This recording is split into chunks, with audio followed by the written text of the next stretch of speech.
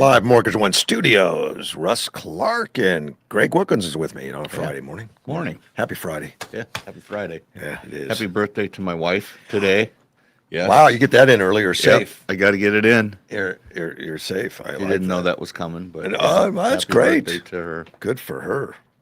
She decided to have another one. Yeah. I think she'd pass if she could, but Yeah, we all would. Yeah. Yep. It's good.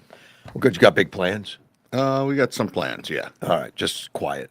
Yes. Good. We've been on the road a lot, so it's kind of like going to be like a quiet. So plans to shut and lock the door and turn off the phones. Let's have some Something quiet. like that. Yeah, Yeah, something like that. Sometime you need that. Yeah. You know, I've chatted with you just a couple times about this biofamily clinic, Right. and that's a big deal about it. It's more than in the foothills, but I mean the foothills is its big Right. deal. Yeah. Now it's more than out there, and of course the main guy, the guy that ran and owned it, I guess he owned it. Did he own 100%? No, I don't believe Okay. he owned 100%. Yeah, I thought there were partners But somehow. yeah. Dr. Fazel. Yes. He's in jail, $50 million cash bond. Right. Which, to get that kind of money for a cash bond, there's something special going on. Yes. And obviously it centers around, Trump's been calling about the Medicare fraud and all that Right. kind of stuff. Billing for, allegations are that he billed for tests that were never done. So what he did was he and his wife, they had all of this was being done. If this sounds familiar, what's going on in Minnesota and other places, He's not even Somalian, though, is he? No, he's not. Okay. All right. But he had a accounting firm, billing firm outside of the country, and they handled all of that. And so the doctors and the staff and everyone at the biofamily clinic knew nothing about this. They had no idea that this was going on. I'm sure there'll be investigations to verify. And the only people that are under investigation are him and his wife. That's it. Yep, that's it. But it's a big business. I didn't realize how big. You had mentioned they had like 20. They have 20,000 people, patients that Patients. they treat here. Yeah. that all of a sudden don't have a doc. Yes. And so what happened was when they arrested him, they kept the office open and obviously they're going after the wife. And I don't know. I know she's in another country, UAE or something She like may that. not be coming back, maybe. Yeah. But so what happened is they sorted out they're going to stay open and continue to operate. And then, of course, the Attorney General's office seized everything, bank accounts.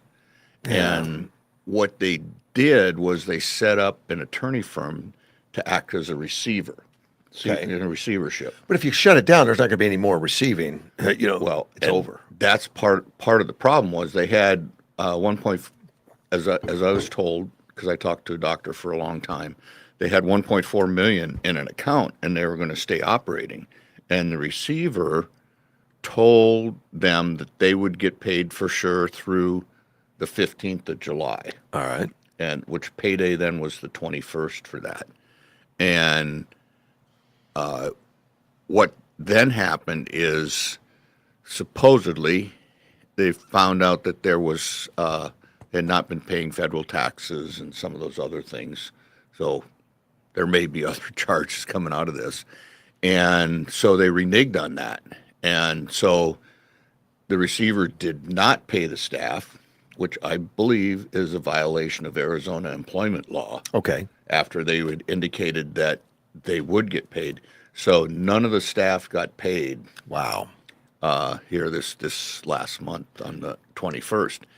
And so the staff held a meeting. The doctors went in and tried to talk to them. And the doctors were trying to set up some things so they could take over the practice and keep everybody employed and Right. continue on, because there's a big need in this community for medical treatment not associated with the Oh, it's not hospital. always easy to get a doctor. Right. Let alone you flood this community with 20,000 more people looking for a doctor. Right.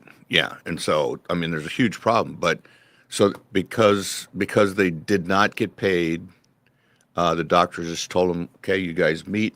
I think they employed something like 130 or something, and 40 left right away. Or I'm not getting my numbers exactly right, but this last group that was running the office and staff and all that stuff, they didn't get paid, and so they pulled together and they decided, well, if we're not going to get paid, we're not going to stay because they've already, went back on their word that they were going to pay us. And Right. they didn't, so they all walked. That's a bad move because you need the staff to wrap things up. Right. I don't know what those guys are thinking about not paying them because Yeah. Well, now it's going to be a lot harder to figure out what the heck was going on. yes. Yeah. And, so in my mind, the receiver, the attorney firm that was doing the receivership now has doubled down and made this a huge mistake now because now people are thinking they were going to get paid and Right. they didn't. And I know this happens in the private sector Sure. a lot where people don't get paid, but now you have a state appointed attorney acting for, I guess, for the state that said they were going to get paid and they didn't get paid. So I wonder what Wage and Hour is going to say about that. yeah, I know. I mean, if you tell somebody you're going to pay you and you're working, yeah, and they say we changed our mind, Wage and Hour will say you can't. yeah, it's At least in private yeah, business, there's I don't know. if they- Industrial commission or something like that that oversees that. But yeah, so it's a bad situation. And for disclosure, I get treated at the VA and other people I need to, but I was also using the biofamily. Oh, you were- clinic. you were a I went customer? over there because well, and the problem is Well, they have labs and stuff too. They have Yeah. stuff all over the place. everything. They had I think everything. I've been into the lab before and had blood work done. And it's much more reasonably priced than on Vita than Yeah. YRMC is.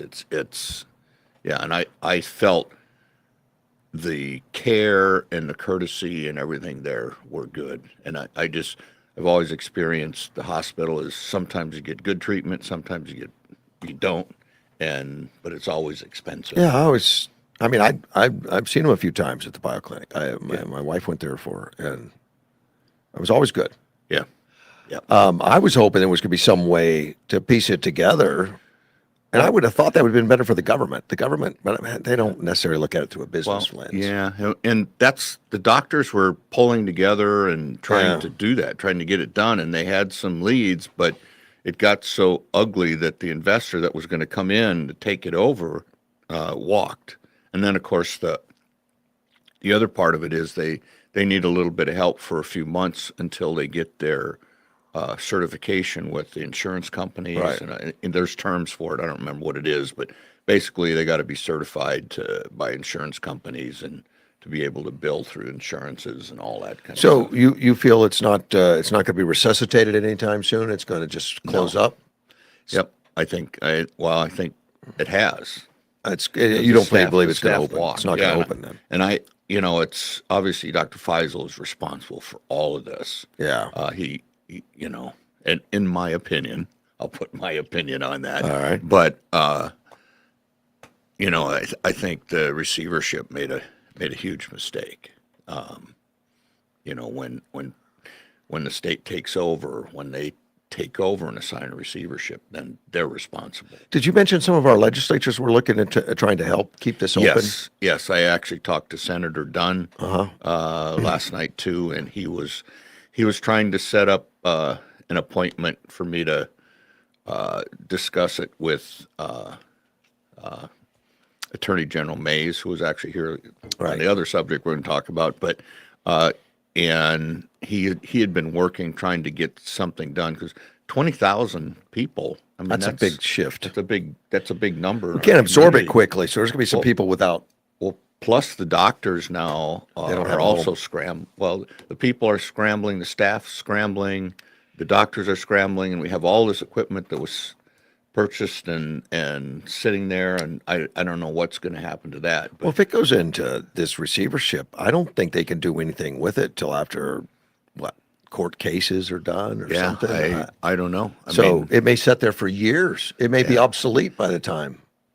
could be, and some of it may be leased and that kind of thing. But I know my doctor is working on relocating to go through another practice and stuff like that. But it takes time, and it's Well, and the it's really building, too bad. the building's probably going to be set there empty forever while they go through. Yeah, and there's multiple, as you know, there's multiple locations Right. in Yuma where they worked out of, and I mean, yeah, I think it's obviously my opinion. It's all on this Dr. Faisal doing the Medicare fraud, Sure. and but now the government's involved. It's not going to be efficient on Right. liquidating, and probably some of it's going to be because the lawsuit. I mean, the charges against Faisal probably wants to keep some of the stuff undisturbed. I don't know.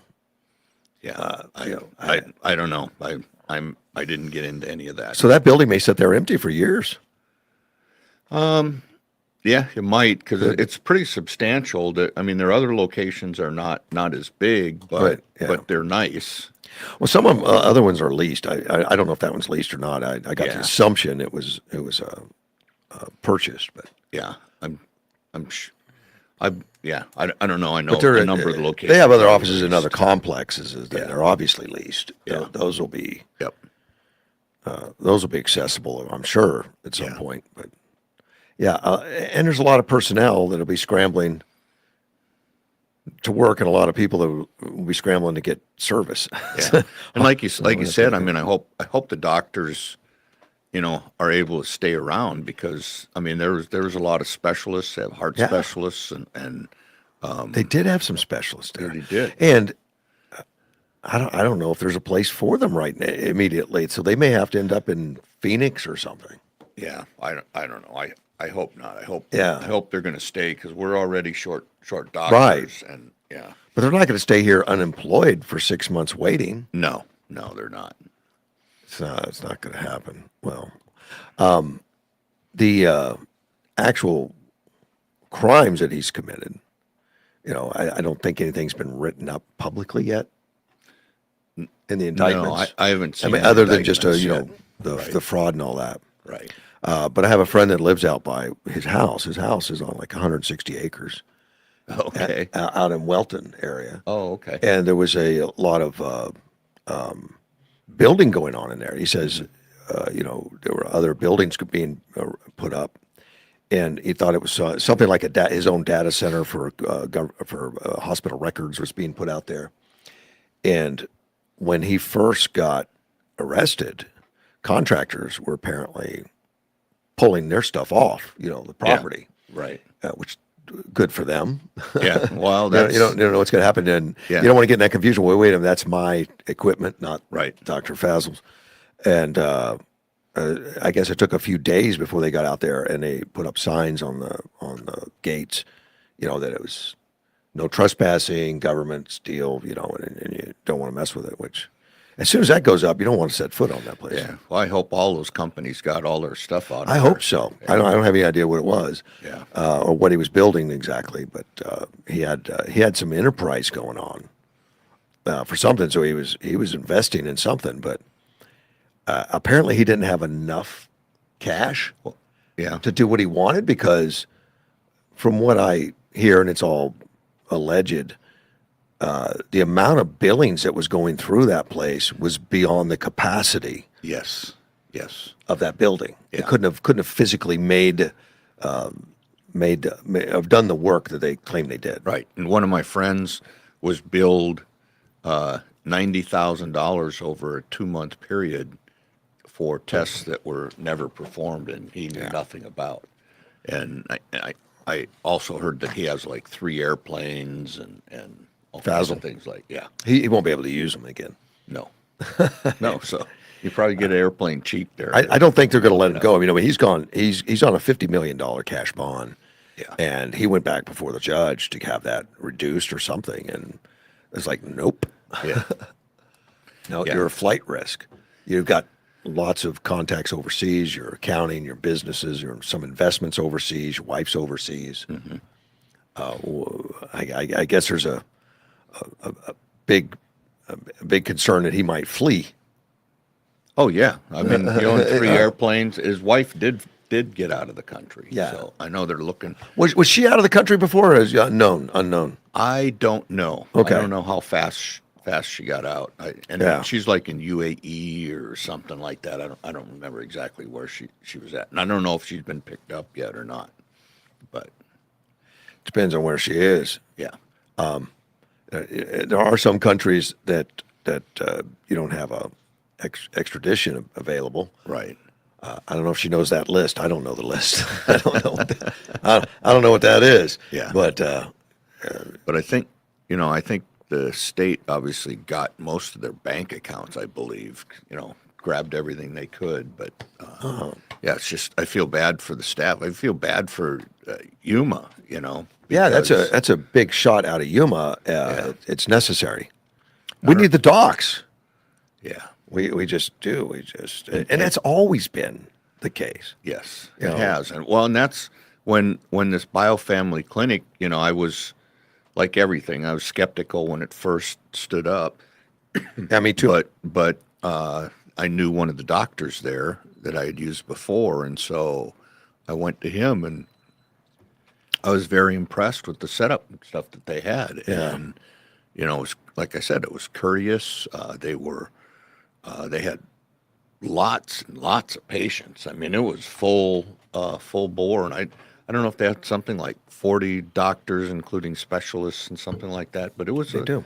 It was Well, there's doctors that have their own offices that are part of the bio clinic. Right. I don't know what happens to them. I guess they're independent, kind of, but they work through the clinic. I don't know. And they were working with the Exceptional Hospital too, so it was kind of like a partnership. And if you understand competition, we need more than one hospital here, and by setting up that competition makes them both better. And now we still have Exceptional, and I think they're doing okay. I know they're close to opening up their surgical center if they haven't opened it already. Oh. But we need that competition. They had plans. I had talked to them when they first opened, and they were going to open additional, and they really drug their feet on it. I haven't seen. Yeah, they did. If you look out where their facility's located on Araby Road, looks like the surgical center is done. Okay. That was to the west of the main hospital building. So, yeah, And it's hopefully- it's kind of an emergency room hospital. It's not a Right. It's not a I think maybe they had like 30 beds or Okay. something like that. But Yeah. yeah. yeah. It's a little small. And you notice on Vita, they have 30 acres out there that they never built on except that one urgent care type stuff. Right. And originally, when I was on the hospital board, we were going to build a hospital out there. Mm-hmm. And after I left, the decision was they'll come into town. Don't worry about it. And they never did. Right. Well- Well, and I think the acquisition of the property was to try to stop Banner from coming down here.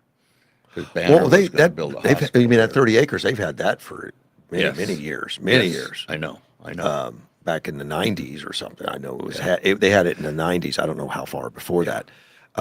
Just for future planning. Right. And before, because the way I saw things going, I actually tried to recruit Banner to come down here. Yeah. And we were really close to having them here, but they had just built a hospital down in Tucson, and they were in the process of reorganizing their administrative structure because of the way the costs of everything. Now they were reorganizing to put more than one hospital underneath the They CEO. partnered with Banner in a lot of things too. Yeah. On Vita or Yeah. Yuma Regional at the time. Right.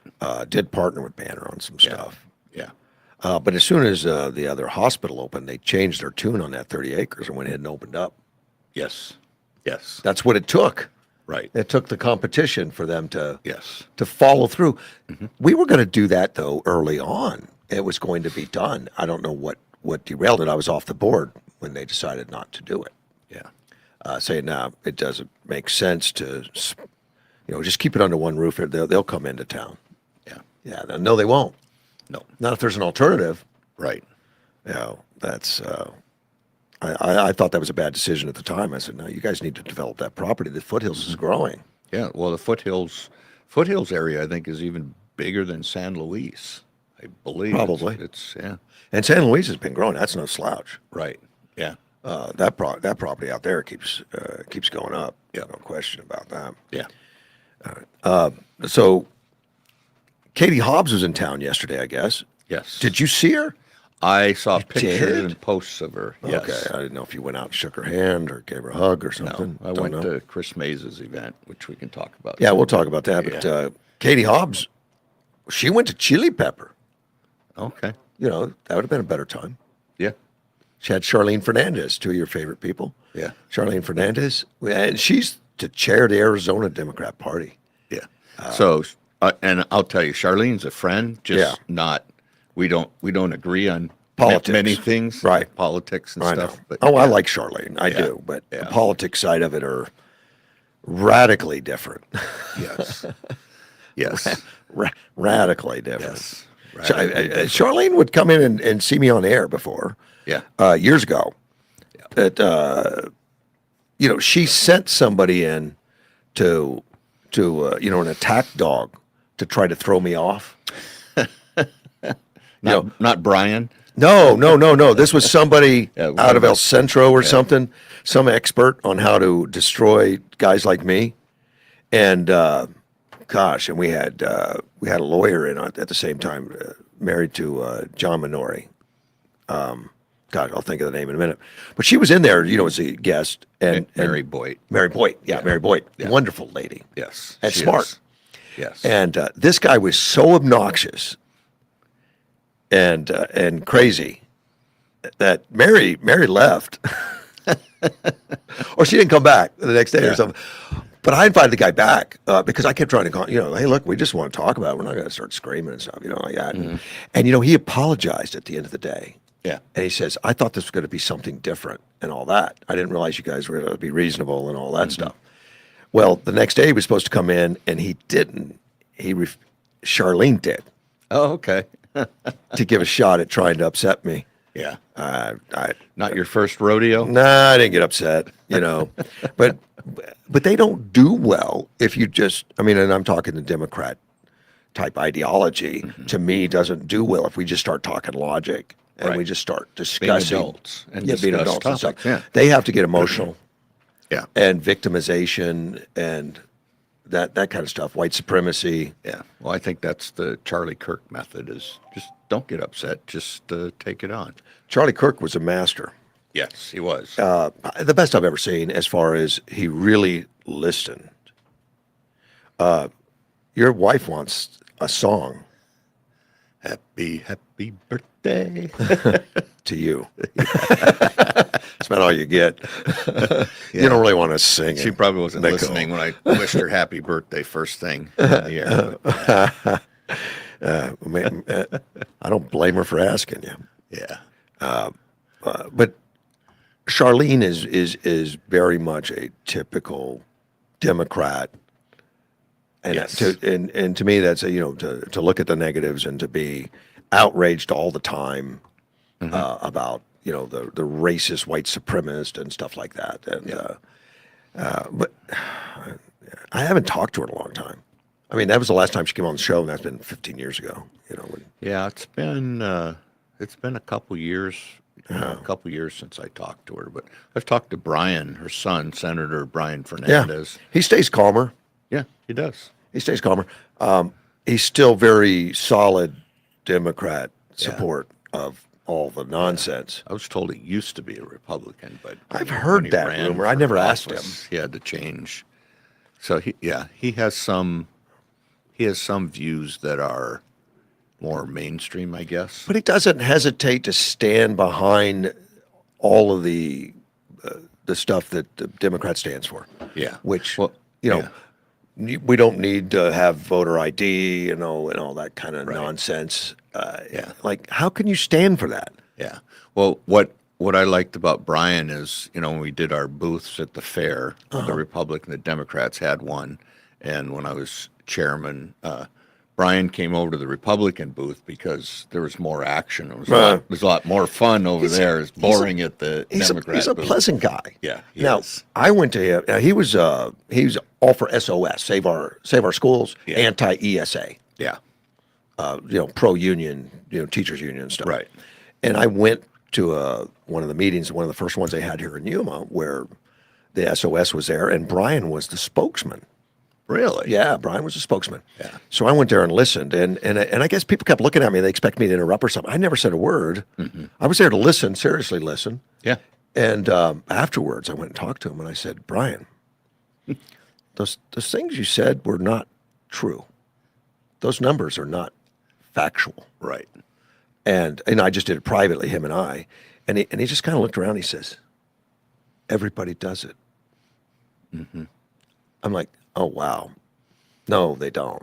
Yeah. No, everybody does. No, they don't. Yeah. Yeah. When I speak, I like to have my numbers or caveat it that I think these are what the numbers are. But yeah.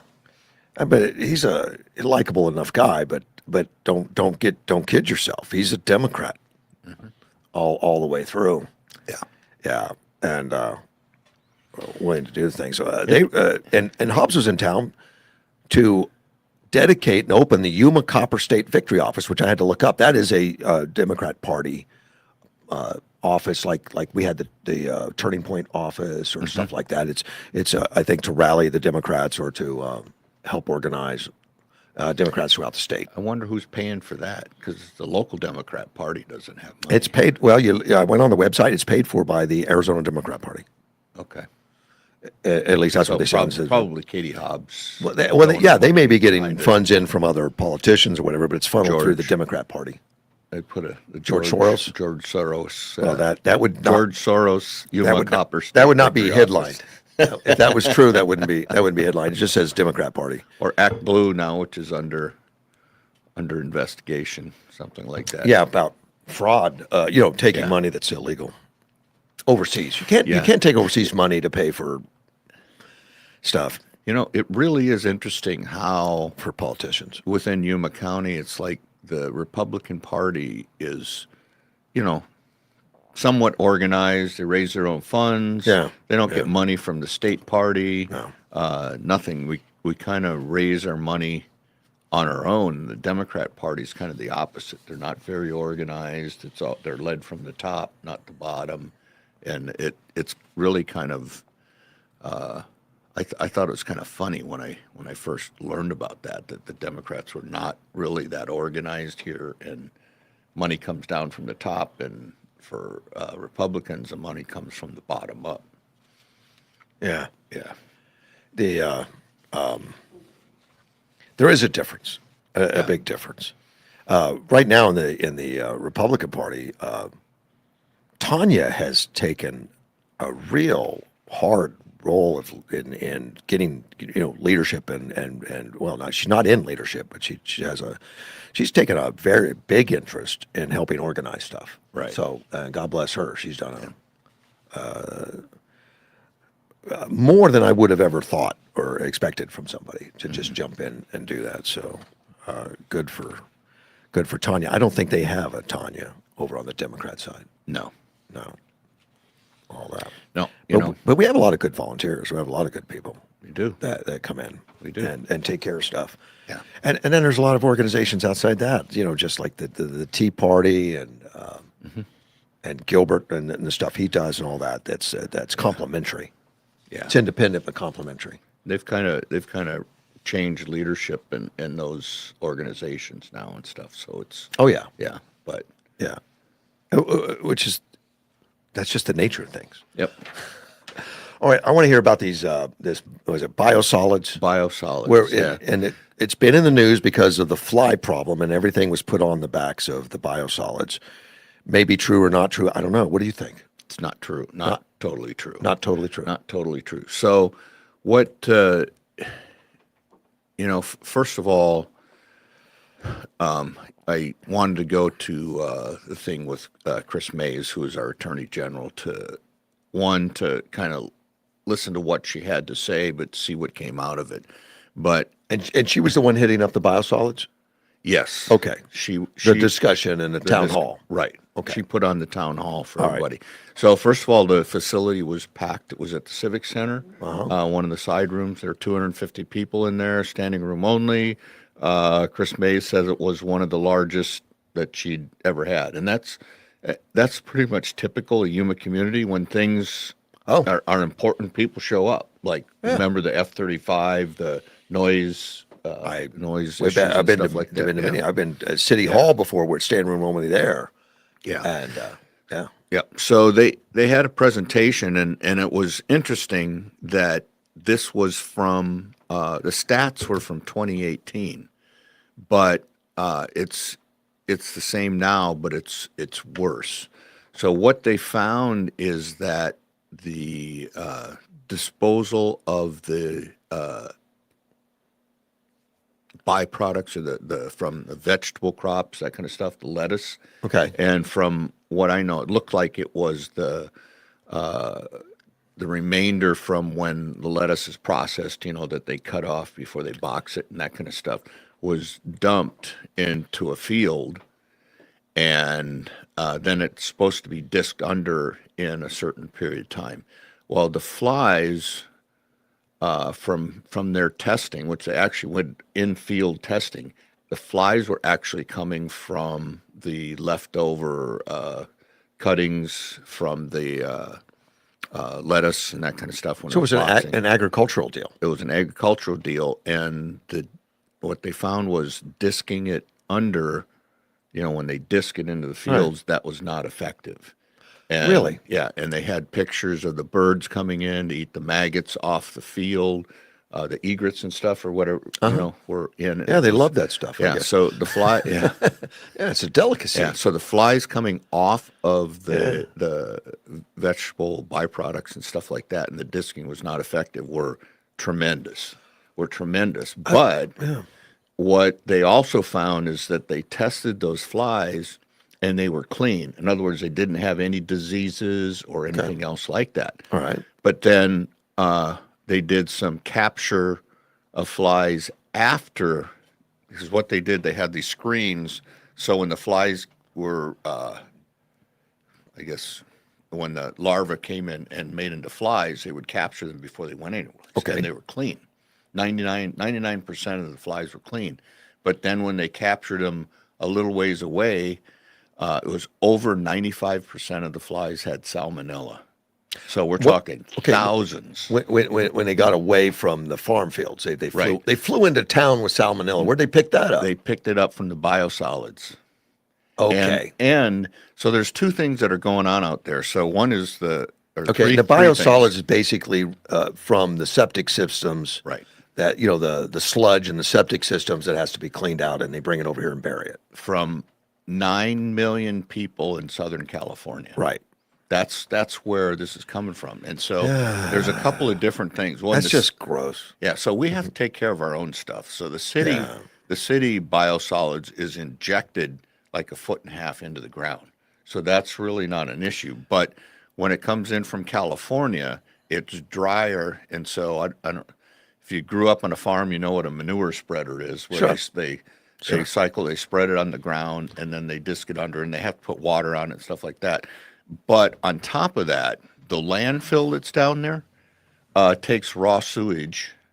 And raw sewage? I mean, yes. The stuff that comes in from California, I thought was supposed to be treated, or at least. Yes, to an extent. It's called Class B or something like that. Right. But there's all this raw sewage that comes from people pumping out their septic tanks, from RV things. They bring it in from you mean from all over. From Yuma or from Yes. okay, all right. And but then they also are taking in asbestos and all kinds of hazardous waste products. Who does? The landfill. From California. Oh, yes. from California. So, and the birthday girl told me that she was working construction products in California. Yeah. And so one of the when she was at a conference over there, LA knows Yuma that's where they get rid of all their asbestos and contaminated products. They send it to Yuma. Dump it on Yuma. Dump it on Yuma in the landfill here. I feel dumped on. Yes. And so It's not good. But I will tell you, she was working the project at Calexico, Port of Entry, Yeah. and she stopped them from sending their lead-contaminated soil here. She stopped them. She wouldn't let them do it. Not that anything was official, but so we have 3 problems. One is the disking of the agricultural byproduct waste products It's not adequate is to not stop the adequate flies. to stop the flies. Okay. And then we have the biosolids, Which which poisons the flies. poisons the flies, and so they're contaminated with salmonella. Wow. And That's not a good and then picture. the third thing is the landfill that is also taking raw sewage, and I don't know how they're supposed to turn it over every day. I didn't know they but- were allowed to take raw sewage. Yeah, and other contaminants from California. Anyway, Okay. so that's what came out of this meeting. Now, let me talk about the landfill for just a minute. The landfill is on state land. So apparently, all of this stuff is state land. It's state land. So the state is actually giving the permits. The state Yes. is allowing. Right. And the last time the And- Agritech or whatever, they didn't pass their inspection, their Right. ADQ inspection. That's what I understand. That there's Yeah. been some things they're doing improperly and not doing according to what a responsible person Yeah. would do. There are a lot of stuff's laying on the ground and spilling over. At times, I don't know if Yeah. that's an everyday thing, but they've caught it. Right. Where it's And bad. so they're on state land, and they did not renew their annual lease or whatever it Right. is, but they're on a month to month right now. So it can be canceled, and then all the poop would back up into California. Yes. Well, and that's the bottom line issue is, and Martine Porches, Supervisor Porches said this, but everybody's been saying it. We're not a toilet. We don't need California taking care of California's waste. They need to take care of it themselves. We got to take care of our stuff, but they got to take care of their stuff. So we need to stop bringing in asbestos and contaminated Right. things, and for sure stop dumping the raw sewage What in the landfill. advantage is it to us? What does the state collect a small fee or Well, something? they get money for the lease of the but it's property. not. It's and not all- getting no. them rich by any means. Well, and the reason they bring it in is because it's much cheaper to truck that hundreds of miles into Yuma Yes. than it is to get a permit to dump it in California. Yes. Yes. So we should be charging as whatever California charges. Well, and no, we should not allow it to happen. Well, that's what would period. happen. But yeah, There's- it would. So there's nothing, and I repeat with some of the stuff said, We- there's nothing that you can pay me that would endanger the health of me or my family. Agree There's with that. No money. I agree, but I think we should get Trump to put a tariff on it. Well, it's a state to state issue, so we need. I know, you can't we do need that, interstate commerce. ADQ and not BLM, but whatever the state land department to stop doing stupid stuff like this. But what they look at is that they're conforming to the policies or conforming to what they're supposed to do. So they're not in violation, which I think at times they are, but overall they're not in violation is what I understand. But on the other side, someone was trying to convince me that the biosolids are good for nutrients into the land out here. It would make the land fertile in the future, a better land, possibly available of handling agriculture products. Yeah, but one of the issues is like what's going on in the groundwater. How much seeping in, Yeah, particularly if you've got. Has there been any testing of groundwater? And the answer was, it looks like no. No, it's one of the largest, the Salton Sea aquifer. Of course, we have septic systems all over this Yes. county, and septic systems could contaminate groundwater, but That's they true. don't. But this, not the volume. We're talking the biosolid products from a population of 9 million Yeah, people. yeah. It's crazy. Let's talk to Andy. He knows about septic systems. How are you, Andy? I'm doing good. Let's start at the beginning. You're talking number one about what we call a slide out at the county dump. I used to call it a county dump, but it's privately owned now, I guess. Down on County 19th Street. Yes. Where they dump the ground sewage like your contract pumpers. It's called a slide because they just back up to this concrete deal and slide, and everything runs out the bottom, and a lot of the liquids evaporated, and they grab the solids off the bottom after a short period of time. I've seen that for years and years. Now let's go back to the number two thing. You're saying the lettuce. You know what the worst thing that can happen out, and we had this out in the county, out close to where I used to live, where they came in and they talked to a landowner, and they had 5 acres of undeveloped, just desert land that was on the reservation. Some of it was the Kokopah tribe, and they companies paid for all the cantaloupe waste in the middle of the summer. Now, I don't know if you've ever been around cantaloupe waste when it starts fermenting. No. Yeah. That's some real nasty stuff. There, it smells bad, and you think the flies came out off the river because they're big, and they're all over the place. We had an abatement program going at one time where they had a beach 18. They were kicking out boxes of sterilized flies to fight the problem down in South County. Yeah. But that's another thing is you got that, and the farmers have to have some place to get rid of this bio waste there. Right. Sure. How long do you think that Ag Tech has been injecting what they process? They get the bulk stuff out there, and they have what they call a digester, and they add water to it, and they mix it up to where they can actually inject it into the ground through the pumps. Russ, we've flown that area, and you know how many pivot farms there are out there. Yeah. All that stuff wouldn't be there unless the ground was built up solid with nutrients. And the guy that started the company, because I knew him personally, was Kenny Evans. He was a retired, injured APS worker who lost part of one of his hands and had a big settlement, didn't know what to do with the money. And he got into delivering the material, digesting it, and injecting it into the ground on the South County.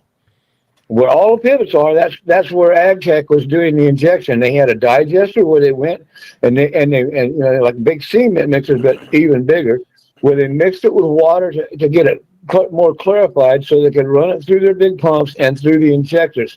Now, if you know anything about farming, they had 3-foot chisel plows on the back of Caterpillar tractors. And the chisel plow at the very end on the back side was where the discharge was. And the hoses were like 3-inch regular big rubber hoses, like suction hoses, but these were under pressure. And they would drag these things, hundreds of yards around the field as the Caterpillar is moving. So all the injection was done, properly back then. And I'd been out there many times. I knew people that worked there, and I lived right out there where they first started it. Yeah. We didn't have a fly problem. The fly problem that we had was they were out jumping in the middle of the desert years ago. Because they wouldn't let them take them to the old dump over there by the Somerton Airport. They were taking them out, just dumping them out in the middle of bare vacant lots. It didn't matter who it belonged to. And customer complained, or owner of a property complained, and they had to go out and scoop it up, and dump it somewhere else, which was state land came in. And of course, you're talking about agricultural waste, not agricultural waste. Yeah. And they would do that, and then but they would pay to have it dumped out there, and they were supposed to spread it out, but they go out there with semi trucks and just dump it right out in the middle of your place, and then leave it sit for a couple of weeks. Say, we got to let it dry out a little bit. Well, that's what we had that problem with Karen Horowitz's property out there on County 17th and a half and being 3/4, and she was right on the edge of the Indian reservation. They dumped all this stuff on reservation land. And she had to go to court to get them to, go out there and do something with it because they never processed it like they promised. So, you get back in, you guys got a lot of good ideas, but the ingestion problem where we ingest it into the soil, it's actually pre-treated. It's not like they're just dumping this stuff on the ground. They have what they call as a digester, and it goes in and emulsifies it even, to where it's even thinner, and grinds it up even smaller particles. Then they can pump it out into the field, and this guy's just making a big old circle or making straight lines with a Caterpillar and injecting it. It ends up about 2 feet under the ground when they get done with the injection. And that became very fertile for whatever they're growing. What are they growing? Hay out there or something? Yeah, they got alfalfa. Well, there's a couple of guys who are actually growing hay out there. Cotton out there. Right. But cotton needs more water. We don't see that many cotton fields anymore. There's some on 95, but the gin, they're staying pretty busy because they have contracts to grow the cotton.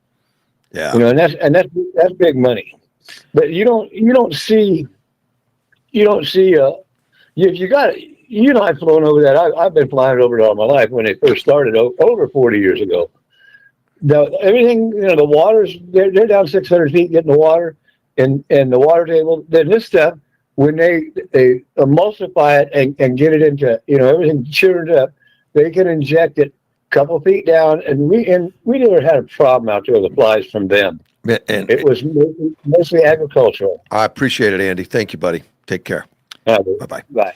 Well, Yeah. as Andy said, it is necessary. Right. The process is necessary. Right. Do we really need the poop from California of 9 million people? No. And that's the issue. We got to take care of our own stuff. It's- And you can manage you can manage the waste of 100,000 or so people, but managing the waste for 9 million people is a huge issue. And I get the impression we're not doing this from California to help the soil so much as it is to help somebody's pocketbook. Well, I mean, that's kind of subjective. It depends. Okay. Now, obviously somebody's making a lot of money, but they're well, also it's the state. The state Right. is making the money on it. and I've heard different things about they're doing private contractor that runs that the runs it. facility, Okay, yeah, there's going to be So, and I've personnel. heard different versions that Yeah. they're growing stuff on there and that they're not growing stuff on there. But one of the other things that we had a veterinarian, a lady that's a large animal veterinarian at the meeting speak, and she was very well spoken. I was very impressed with her. Okay. And she said that, and she does large animals, horses and cattle and things like that. And she said that and a number of horse owners came there too, and they were running into the same problems, that the flies were so enormous and such a problem that they're now seeing things like hives. The horses that have never had these issues before, now they're seeing hives, and the flies are so bad that it's affecting the livestock, and they're concerned. And obviously, these flies are now carrying salmonella and other diseases. That's scary. And they're talking about PFAS, and I don't know if I can even say what PFAS is. Polyfluoral alkaline You got close. I'm substance, glad. whatever. I'm happy. And so they're worried about cross contamination into like beef products and things like that. Wow. But these horses apparently can get, I don't know what they are, underneath the skin. The flies can evidently put stuff underneath the skin of I've the heard that. horses. But yes, I forget that. That's a certain kind of, and it'll grow in there or something. yeah. But the veterinarian, I think 2 or 3 horse owners said, yeah, we're seeing our horses are getting hives because Wow. the flies are so bad, and they're going through a tremendous amount of fly spray and that kind of stuff to try to keep it down. We had so many flies that it even got into our house out. I live out by Yeah. by the hospital. I had to buy an electronic fly swatter. So we live 10 miles from there. Yeah, you And got inundated. we probably spent about $1,000 on different things. We had the fly bait, the big bags where you put out put water into them, and they were literally full within You days. catch them, but you're and- still overwhelmed. You got so Yeah. many flies. And I bought 4 zappers, and I also have 2 or 3 in the house. And literally, when the weather was nice, we couldn't use our back patio. Right. The flies were so bad. Ours was not as bad as yours. Yeah, and But we didn't I like bought those hangy sticky things. I bought a case of those, put those out, and they would Change them daily? Yeah, they would fill up. It was just Wow. we couldn't even use our backyard that we had just remodeled, and so it's at the point where I was Now- really pissed. Yeah, and the fly problem came from agriculture, not necessarily from the bio solids. Right. That just made it poison. Yeah. That gave it salmonella. Yeah, and we had a early heat that compounded it, so it Yeah. was the weather, but then on top of it, then the fly problem, of course, then going over to the biosolids and getting contaminated with salmonella is an issue. I wouldn't think they would come in with salmonella. I thought there was going to be some kind of treatment. Of course, you're saying some raw sewage got mixed in there. No, it comes from the biosolids. Yeah, that's where this testing said it came from. All right, let's take a phone call. You're on the air, Mike. Good morning. Good morning. I guess I'm not understanding.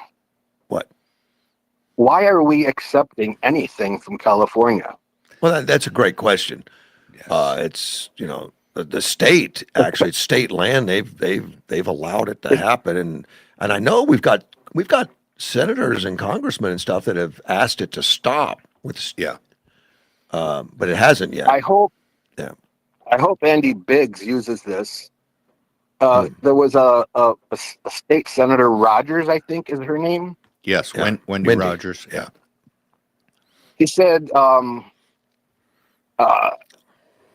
Katie Hobbs has vetoed like something like 600 executive orders or 600 bills. Yeah, she's the king vetoer of all time. I mean, does Katie Hobbs have our health concerns in her best interest? I have no idea. I mean, it would take a governor to say, stop giving us your poop. I think a governor could do that. Stop it. I mean, it's coming from the state Yeah, land well, trust. and we need the legislature to pass Yeah. some laws. I know the companies that make money off of this would not like that. No. But we need the state to pass some laws to stop taking, the waste from California or other states too. Why would one state take the waste from another state? Why don't manage your own waste? Well, that's the issue with California. I mean, that's why California is such a mess because they just don't care. They're just going to dump their problems on somebody else. Yeah, well, their EPA is not going to, allow Right. it like we do, and Yeah. maybe, we need to Don't do we something have a- different. Yeah, Don't we have a majority of Republicans in the House and Senate in the state? by slim margin, By correct. one seat, I think. But but to get something signed by the governor has proven to be pretty tough. That's why she's the big veto queen. Yeah, Then again, we had 8 years of Ducey and 8 years of Brewer. Were they Republicans? they were. They were. Absolutely. And you'd have to ask then, does the Republican Party have our health in their best interest? I think so. And it's a very complicated issue because, obviously we want to protect agriculture because agriculture is such a big part of our Right. community. But we do need to stop taking these products from, California. That's to me, there shouldn't be anybody, Republican, Democrat, Independent, that should be for us taking their biosolids, their poop.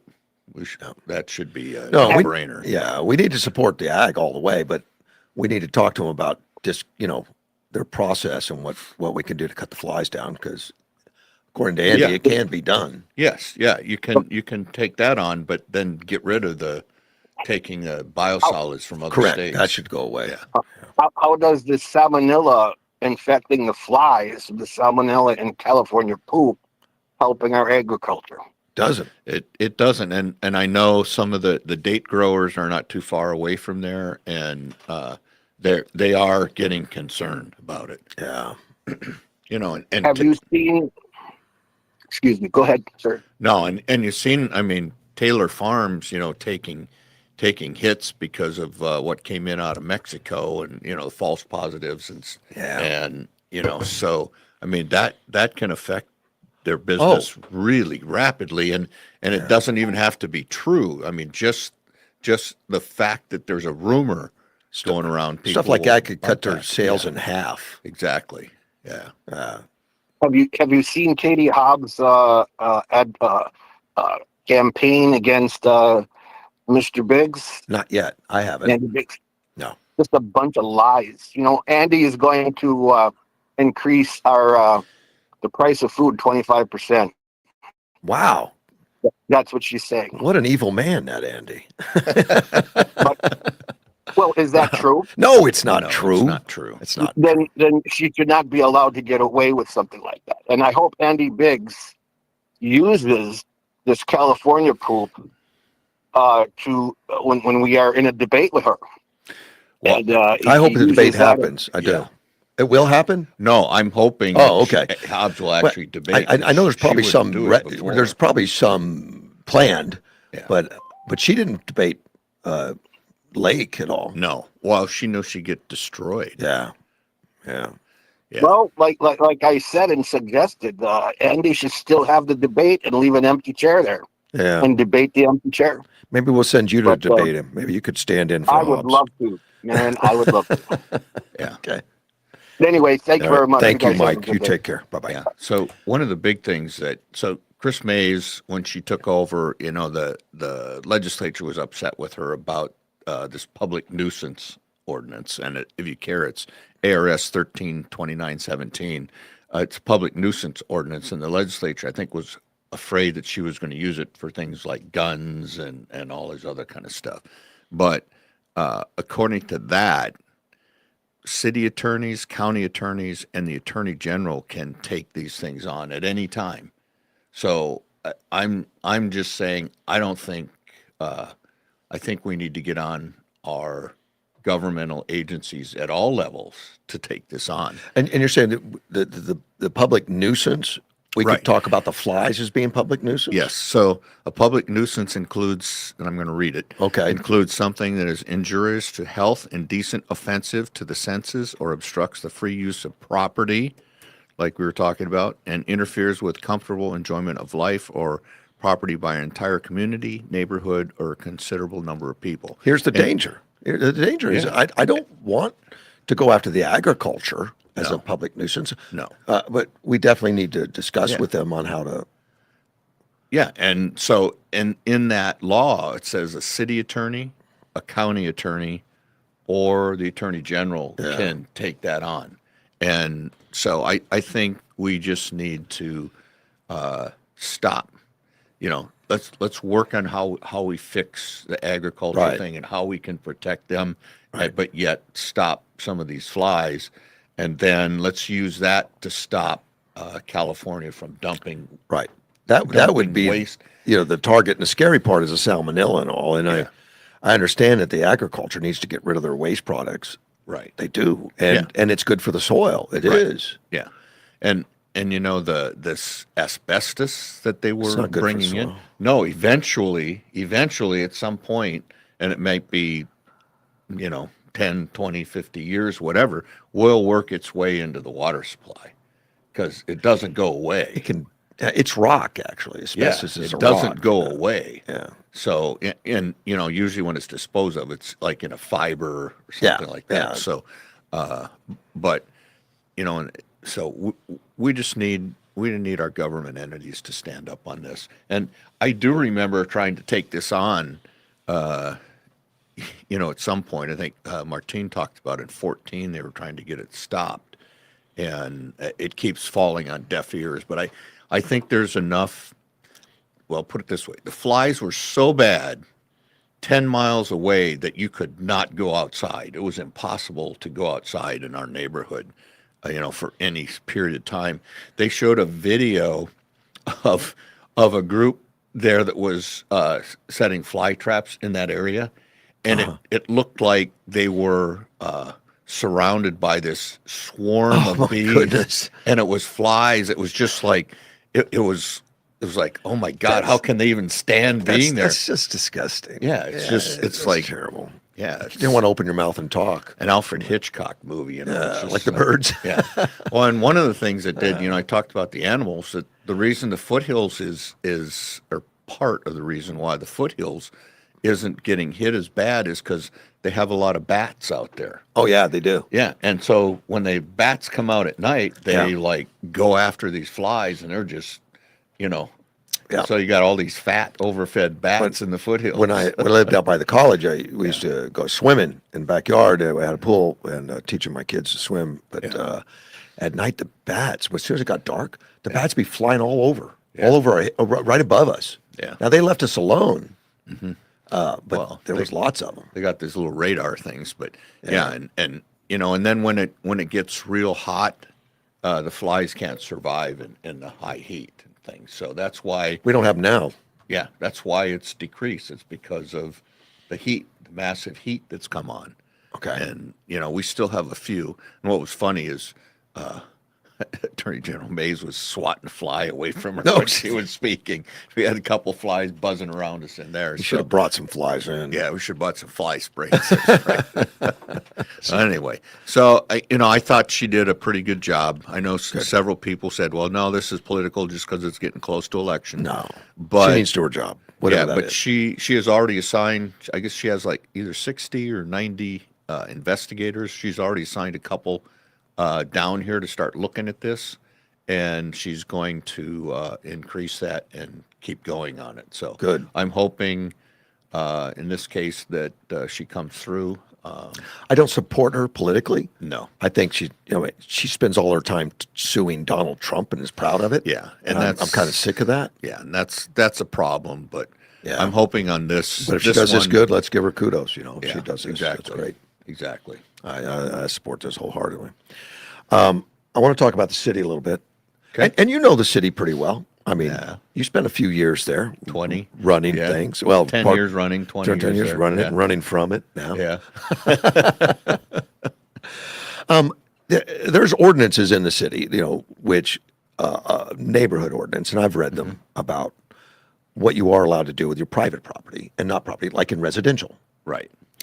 You can't let your grass grow crazy. You can't park your cars on the lawn. Mm-hmm. Some pretty basic housekeeping. It's not like an HOA. No. HOAs are very, very strict. Yeah, Sometimes, and you got a Karen running it, and they're going to knock on your door. And Right. And most of them are designed that, you do things that will affect your neighbor or Right. your neighbor's property values or things Right. like that. it's basically front yard stuff. Right. If it's fenced in the back, go ahead and be ugly. Yeah. Do it. My question is, I live in a neighborhood that it's older, and not everyone takes care of the property, which it happens. Right. I understand it, and those kind of things. But I see a lot of things that are hugely in violation. I mean, crazy in violation, and nothing's ever done, obviously, because it's been like that for years in some cases. I mean, abandoned vehicles that have been sitting there for many years, which is not legal in the city. Right. Well, I know this for a fact that when those were reported, we had Randy Christ and his folks went out there and took care of those. Well, that's my question. There, and my understanding is there's no HOA type police that are driving around looking for a Right. problem. Right. They're not going to do it. Yes. And I'm okay with that. They don't want to do that. But obviously, nobody in my neighborhood does reporting. And of course, I don't want to be the guy that starts clicking, fixing everybody and doing that kind of things.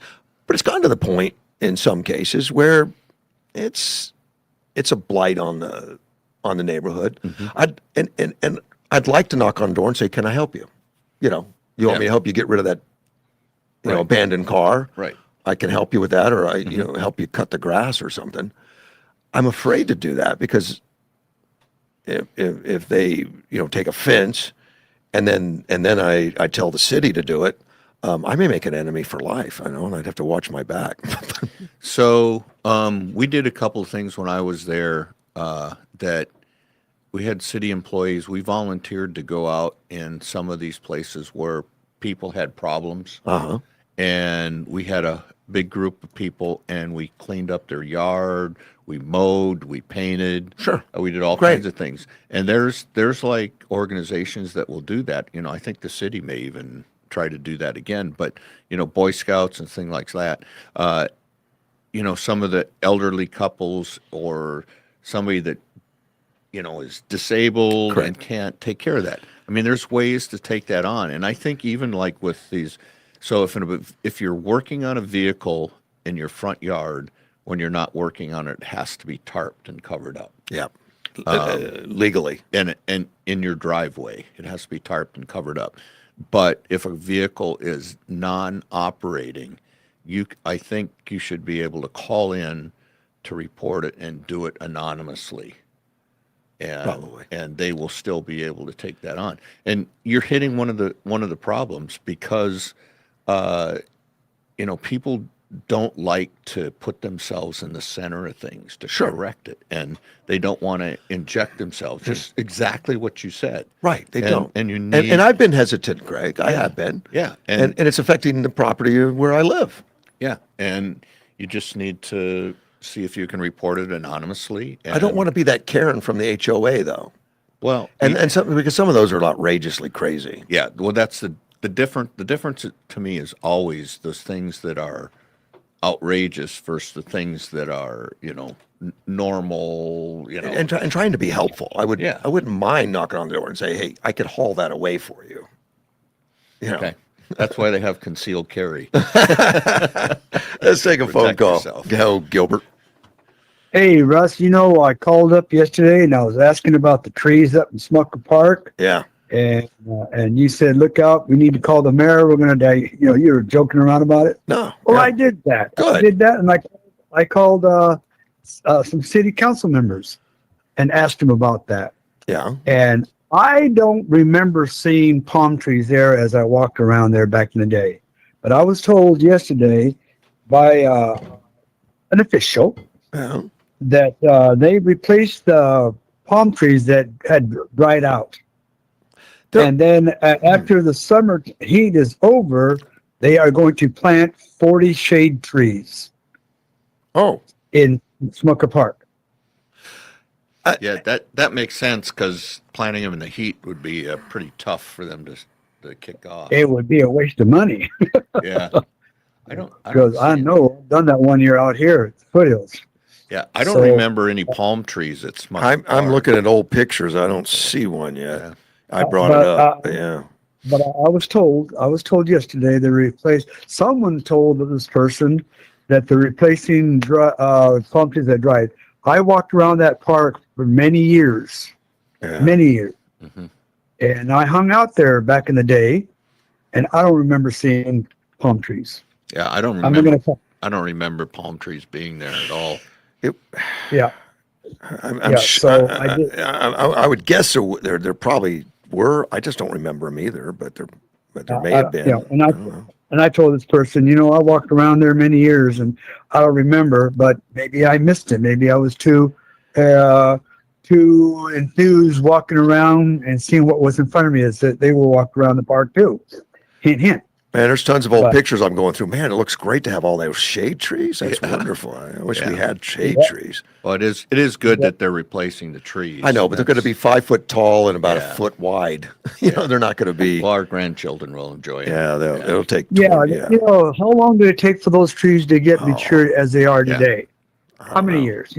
And that's what I'm looking at. I'm looking at that. They're going to be the trees they plant are going to be skinny, and but it's going to take time for them to grow. Yeah. And see them then a whole bunch of palm trees. Yeah, well, there's just no getting around it. The county really mismanaged that project and caused a lot of damage. And hopefully Yeah, they're going to they- make up for it. But There's a lot of to go around, a lot of blame to go around. Yeah. This whole thing, the contract itself. Yeah. You start reading the contract, you're going, what? These guys didn't know what the hell they were doing, Greg. yeah, Yeah, that's Yeah. become very obvious. Engineer. Yeah. Yeah, they didn't know what they were doing. So a couple other things before I go. I have to go shopping. Okay. I volunteered to go shopping with Carla. The Raging Cajun is crying. He's given up on the SAFE Act. Have you heard that? No. Yeah. He told the Democrats just vote the Save America Act in and let's move on. I didn't know that. Oh yeah, James Carville? Yeah. Yeah.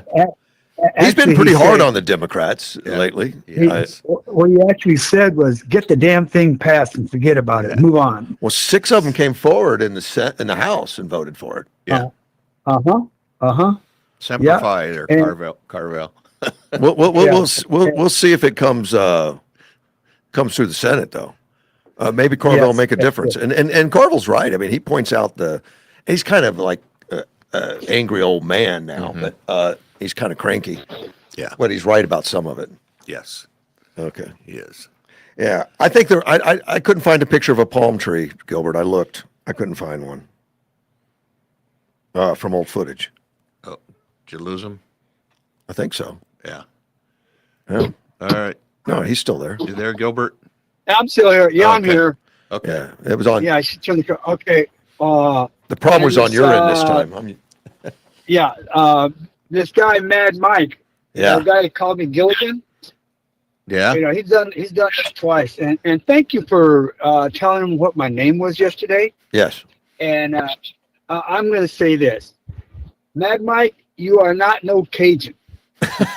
All right. So quit acting like him. Uh-huh. Bring something to the table besides arguing. You're All right. trying to sound like the crazy Cajun, and you're not no crazy You, Cajun. you know what you're doing now, Gilbert. You're going to get it. I mean, he's going to call in now to respond. So what? Okay. But the, All the right. bottom line is, All right. you guys showed them that I was in agreement in supporting Mr. Gutierrez. Correct. He just And he came across he like- misunderstood. Well, He doesn't pay attention, okay. right? All right. If he was paying attention, he would have realized that I was supporting Mr. Gutierrez. Correct. Yeah. And, but you know, I didn't hear no apologies from him when he realized I was supporting him. I'll get But, one from yeah, him today. it I'm was quite funny. sure. It was the humor for today. All right. I But had to say that because he called me Gilligan twice. And both Yes. times I was a reference. I was a ref supporting whatever we're talking about. yeah, I And think. as far as he's talking about the Republican Party, he bashes. Wow. Yeah. Give me your solution, Mr. Mad Mike. Well, don't confuse Mad Any- Mike with the other Mike. You know, I think Mad Well, Mike doesn't whoever- bash as much as Mad. You know, Mad Mike is not as mad as the other Mike. Yeah. Right. Who's the one that calls me Gilligan? Mad Mike or whomever? I think it was Mad. I think it was regular Mike, the Uber Okay. Mike, you know, or no, Mad. Yeah. Yeah, Mad's Mike. called So me if you're Gilligan, actually. does that mean Carla's the skipper then? Is that the Maybe way that she's definitely works? the Oh, charge. why does she have to be the skipper? I thought you were my friend, Greg. Well, she could be the professor too. I don't know. We're just Whatever. being just being real in here, my friend. She's in charge, whatever it is. That's for sure. But Take- that was my humor for yesterday All and right. the humor for me today. I just had to say because I was laughing. I was really laughing. I didn't take offense. I mean, to be called Gilligan, shit, for people to realize and remember Gilligan, that's a pretty good treat. Yeah, that's But, not bad. It could be worse, believe me. Yeah, but all this bio thing, Greg, thanks a lot for the information. Yeah. Because I've been talking about this for years and years. And I do remember disking cantaloupe into the ground back in the day. Mhm. And you would have flies all over the place Yep. when they disc the cantaloupe and the watermelon. Yeah. So disking the vegetation has been going on for years. and Well, years and it's years. good for the crop. It's good for Yeah. the soil. Yeah. Yeah, Right. the soil. All right, thanks a lot. Thank you, buddy. Russ. Take God care, bless you guys. All right. Bye. Bye. Yeah, we need to find a way to let the farmers keep doing that. Yeah, I No, know. they need to take care of soil. Yeah. I want to talk about marijuana. You know, it's been around a while. Yeah. It's different now. Yes, it is. It's way different. I don't have any personal experience with it, really. I don't either. Uh, Never but- tried it. Well, military would have frowned on that. Yeah. But even before that, Yeah. when I was playing baseball and stuff, everybody around me tried it, You but know- I never did. When it became legal in Colorado, and it wasn't legal in Arizona yet, as a county supervisor, I went to Colorado to sit down and talk about all the problems, any problems, because we knew it was coming, probably. Yeah. I've And they had issues. There were a lot of issues that had to be done. But I asked, we spent a couple days with a grower actually, and talked to him about his business. right. And I asked him who his average customer was. 55 years old. Yeah. The kids aren't buying it. The kids are buying it off the streets. Wow. And what they found out was making it legal gave cover for the illegal. The cartels love it. Yeah. That's legal. Let's take a phone call. Hey, Mad Mike, you heard your name, obviously. Oh yeah, obviously, and from now on, the previous caller is going to be known as Gilligan from my point of view forever. I Forever. will never forget or forgive being confused with Angry Mike. Okay. I am mad at local Mike, and it was not me that has ever called him Gilligan in the past. Oh, But okay. I definitely. Oh, it wasn't will you. be I thought it was on. you that called him Gilligan, which is funny. But yeah, Yeah. I think It that's may be funny, but it wasn't me. that's I'm not harmless. smart enough to come up with good stuff like that. Apparently, I don't listen, and apparently Gilligan doesn't realize or remember that I am in and out of my car Right. constantly. Absolutely. The 3 hours you're on, Uh-huh. when I even have the time. Well, Sometimes I call in and I ask you if Yes. I heard this correctly, or can you continue on because I missed part of it. Yeah. But yeah, And Gilligan is and- not and- my friend. and Gilligan didn't care about that. You know, it was fine. He said that was hilarious. He thought you were the one who called it Gilligan, and I did too. It was the other Mike, so I got confused myself. But It that's must have okay. been. I'm not even accusing Angry Mike. But Okay. he needs to be referred to from now on as Angry Mike and not to be confused Okay. by Matt. Because I'm mad now.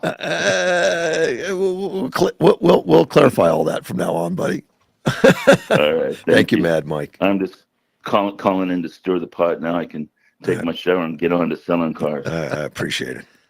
Now we'll probably have Gilligan call back and the skipper too, and all that stuff. But anyway, the marijuana, and I read this morning that Sharon Stone, you know, the actress, Mm-hmm.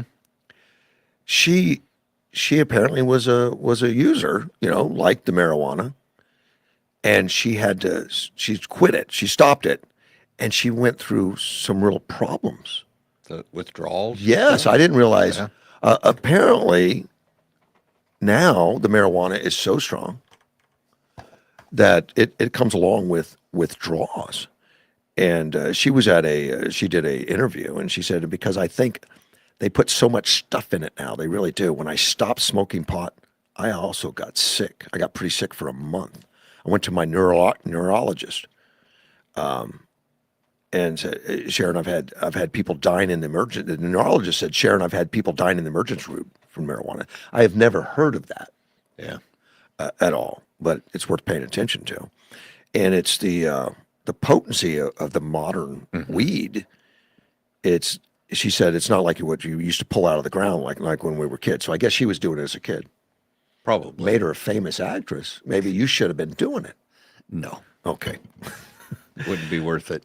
Experts say that cannabis withdrawal, generally not considered life-threatening, but although severe symptoms, which I didn't know it did, underlying medical conditions or interactions with other substances can complicate recovery.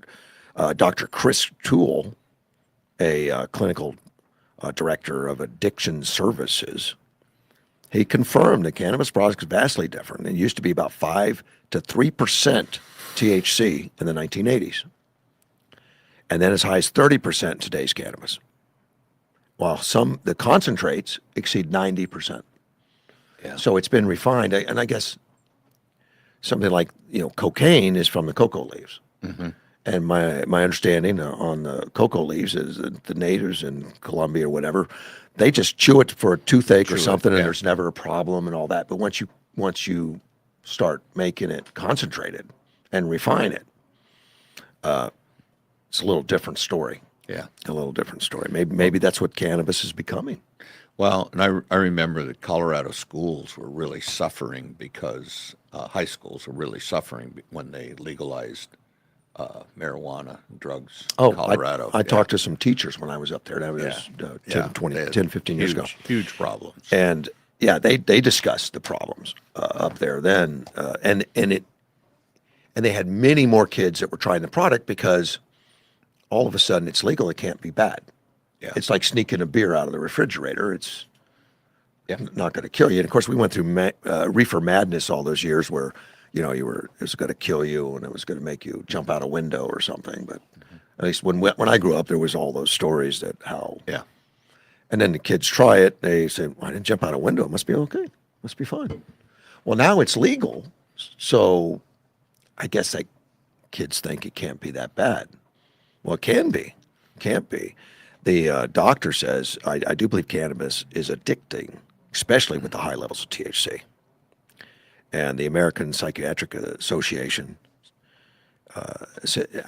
outlines the following diagnosis criteria, signaling the casual use may have crossed into dependency. And that's if the withdrawal is intense. Like if you don't have it, if you say, well, I can quit any time, but you don't. Yeah. You've known smokers, I can quit any time, but they can't. Yeah. They can't. And it says it rarely requires hospitalization if you start doing that, but it can be intense. And THC changes the brain's reward systems, which is what makes it addictive. But if you experience insomnia, intense irritability, anxiety, appetite loss, sweating, headaches, stomach, Acute symptoms typically resolve within a month. A month. Okay. Mood swings and all that. If you quit, it's going to resolve in a month. And then mental health conditions they talk about can be a problem because you're living in a fog. Yeah. I guess. Yeah. So I found that interesting. I hadn't been reading any stories on cannabis problems like this. That it's causing an- addiction, or that anything- people have died Anything from can it. be addicting, but yeah, I'm addicted to ice cream. Yeah. Yes. And I'll tell you one story. When I was a young second lieutenant, my battery commander was trying to quit smoking. And so I was in his office and he goes, yeah, he goes, I got to quit. He goes, I tell you what, you take my pack of cigarettes and you go out in the gun park, which was, maybe half mile away. And he goes, and when I need one, I'll call you and then you can come back and bring me one. It's like, okay. And I knew his wife really well. And so then he walked out of his office and I walked back into his office, opened up his desk drawer and took the other carton. Oh, the with other me, carton. The other carton with me. And I walked, and before I got up to the gun park, Wilkinson, you get your SOB ass down here and give me my cigarettes. Yeah. Wow, he wasn't serious No, about yeah, quitting. yeah. He wasn't serious about quitting. He was serious about the thought of quitting, but he wasn't serious about quitting. He had a it's backup just like, carton. Yeah. I don't think that's a real commitment, Greg. Yeah, he was a great battery commander, but he did smoke. He did, Back then, a lot of the people smoked. Back then, in the 70s and 80s, I didn't notice smoke so much because it was everywhere. Yeah, well, But when you start having all these areas where you're never around it, and then you get around it, it hits you in the face, man. It's pretty harsh. well, so we used to have battery commander meetings, and the officers and first sergeant stuff would go into his office, and they'd all be smoking. So it was one lieutenant and myself that didn't smoke, and we'd fight for the seat next to the door so we could stick our head out the door to be able to get a breath, because it was like, well, and like Johnny's other place when it was here. It's just the whole, and that, to me, the biggest impact is when they outlawed smoking in bars, because you could walk in like Johnny's and the whole place would always smell like cigarettes. Sure. Always. But yeah. But smoking was legal on airplanes. Yes. Used to that's smoke in the right. back of the airplanes. Well, they had ashtrays in the. There were ashtrays on airplanes. Yeah. And ashtrays in the cars. And I think those pretty much have those gone away? They've gone away. Yeah. Yeah. You can Cigarette buy lighters. a thing to put in a cup holder that's an ashtray. And, That's an accessory. Yeah, and the cigarette lighters were standard equipment. They in don't do every those car. anymore either. Yeah. Yep. They don't. Those are gone. Yep. You have to have a classic Yeah. to be able to do that. Your lot's full of classics. Yeah, I do. I have a lot of them in there. We're waiting on parts. Yeah, there you go. You see, there was a teacher that was awarded Teacher of the Year in New Hampshire and given a prize by Amazon. Amazon honored this teacher for promoting diversity and inclusion, which that was a while ago. I don't think they do it in the open anymore. But don't kid yourself. Diversity's gone underground. They call it other things. I mean, companies are trying to keep some of it changed alive. the names. Don't be fooled. Right. It was also named Future Engineer Teacher of the Year in 2022. Only 10 teachers were selected for Amazon by Amazon to do that. School got $25,000, and this guy named Taman Tran got $5,000 for being that. Well, now he's being charged with raping a 14-year-old girl. He's a 38-year-old. Wow. Yeah, I never, this DEI thing, I guess. Maybe she identified as a 20-year-old. Yeah. That's Oh no, it's horrible. He stated he was a school teacher up until they found out about the charges, and the school fired him, terminated him as soon as the district attorney informed him details of the criminal charges. right. I guess they didn't wait for the conviction. The details were enough. You couldn't be around. Yeah, there's just there's so many of these with the illegals. I mean, the one in the news the other day about an illegal sexually assaulted a 2-year-old baby girl and then killed her. Oh my goodness. Yeah, I mean, what in the hell? I mean, Yeah. you know, it's This guy, I mean, this guy's probably legal, but yeah. he's pleaded not guilty. He was released to home confinement with a GPS monitor. He's restricted from contacting his accuser, having any contact with anyone under the 18 years old. 18 years old. Unbelievable. Teacher of the year. So obviously somebody didn't catch this. Yeah, obviously it went on, or it was I don't know. Anyway, And the DEI thing, my own personal opinion is a catalyst for bad behavior. it is. It is. It is. It's just so he's accused of rape. Hopefully he doesn't get to teach ever again. Yeah. Well, I think that ship is sailed. We don't need to do that. Maybe he can teach in prison. Assuming he hasn't been, he's been charged. He's not been convicted yet. Yeah. But Alma says good morning and say no to drugs. yeah, good. I have my Say whole no to life. drugs. I have my whole life. That's good. Yeah. You and Donald Trump. Yes. He's also not done alcohol. Yeah. Well, You've done a I've beer. alcohol. You know what that Yeah. is. Yep. Never done any drugs ever. You ever watch the WNBA? Yes. I've been following Caitlin Clark and Sophie Cunningham. I love them. Oh, the duo is wonderful. I mean, Yeah. just the attitude of Sophie Cunningham is hilarious to watch. I like her a lot. Yeah. And she's kind of like the enforcer. She wants to protect Caitlin. Caitlin's got a skill set of basketball that apparently is second to none. Yeah. She just has a vision and an understanding of basketball. Yeah. Sophie Cunningham, I think like a black belt in judo or Yeah, something like yeah. that. Before she ever did basketball, she was a black belt. Yeah.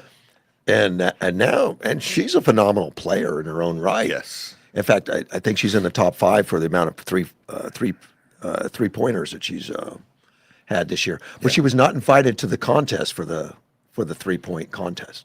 Yeah. They didn't even invite her. They invited Caitlin. She said no, and it's kind of a special thing they do every year. But Yeah. But anyway, I bring it up because Caitlin Clark's now of I guess she's being accused of putting black lesbians at risk of death. I heard. I Did saw you hear that. that? Black That's lesbians. so yeah. Well, and the WNBA has a high percentage of blacks and a high percentage of lesbians, I guess. It does. It's way over 50%. Yeah, it's not. Yeah, it's not. It has attracted a lot of that for some reason. Yeah. And but there's a sports writer, Nancy Armour. She said she talked about. She said it shouldn't need reminding. This country has an awful history of black people being harmed, even killed, in the name of defending white women. The irony of WNBA's All-Star Game is that it's happening this weekend in Chicago, the hometown of Emmett Till. Now, Emmett Till was a 14-year-old black guy that got killed in 1955. Right. Who became an icon of the civil rights movement after his tragic murder. Mm-hmm. While it's incumbent upon the WNBA to do more to protect its player, there also should be an expectation on Clark to recognize the broader implications of her actions. Her actions by what? By breathing air. Yeah, I guess. I know. The WNBA has made it predominantly of black women, many of them queer.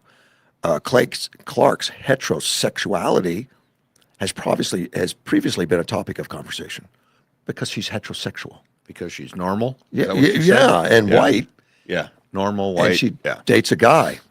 yeah, The claim is that her, what they call flopping, I guess flopping is when you pretend to have been hit or fouled to try to get the refs to, call a foul on the opposing team or complain to the ref, like, open your eyes. I just got my eye gouged out, yeah. Or in other words, LeBron James or a soccer player. Anybody. Soccer players cry. They have tears. Yeah. And these flagrant fouls, what they call them, when it's flagrant, like it's obvious, it's not even a Right. basketball play, it's just flagrant. Yeah. She literally has gotten half of them for the entire league. Yeah. Literally. I mean, they hate her, jealous of her, because she's got this ability to see things behind her back and Yeah. make passes that are blind and all this kind of stuff. And she's kind Yeah, of well, that's the key is besides the shooting and dribbling, Yeah. because she's a great shot, she also is a great playmaker. yes. Yeah. And a lot of the teams have their plan is, well, we can't beat her. She's too skilled. Let's beat her up, Yeah, let's try to rough her up and see if we can intimidate smack her around, injure her, do something. Yep. And the league has allowed it to happen. They and have. the refs don't call it a lot of times. You see highlights after every game where she is getting smacked around Right. and there's no call. Yeah. And refs are standing there staring at it and there's no call. And it's kind of amazing. And fine. And now they're accusing her of risking the life of black gay players because she's complaining to refs. And they say she's flopping. She's not really injured. Well, I've seen the replays, buddy. I've seen the replay. She's getting hit. Oh, my Most of them, she's getting gosh. hit pretty hard. Yeah. Several times she got hit like around the eyes and face and stuff But like it's not that. it's not basketball plays. It's intentional, obviously. Yeah. I don't know if I'd say intentional, but they're definitely hitting her hard. Yeah. Yeah. Yeah. It's well, some of the eye gouging thing looks intentional. I mean, it's not a position that you have at your hand in order to hit a ball. Right. You normally don't have your sharpened nails aimed downward on their face. Yeah. You just don't. But they're complaining that she's heterosexual. I'm still trying to, I want to hear whether Brittany Griner is a man or not. I mean, there's been a lot of accusations that she is a man.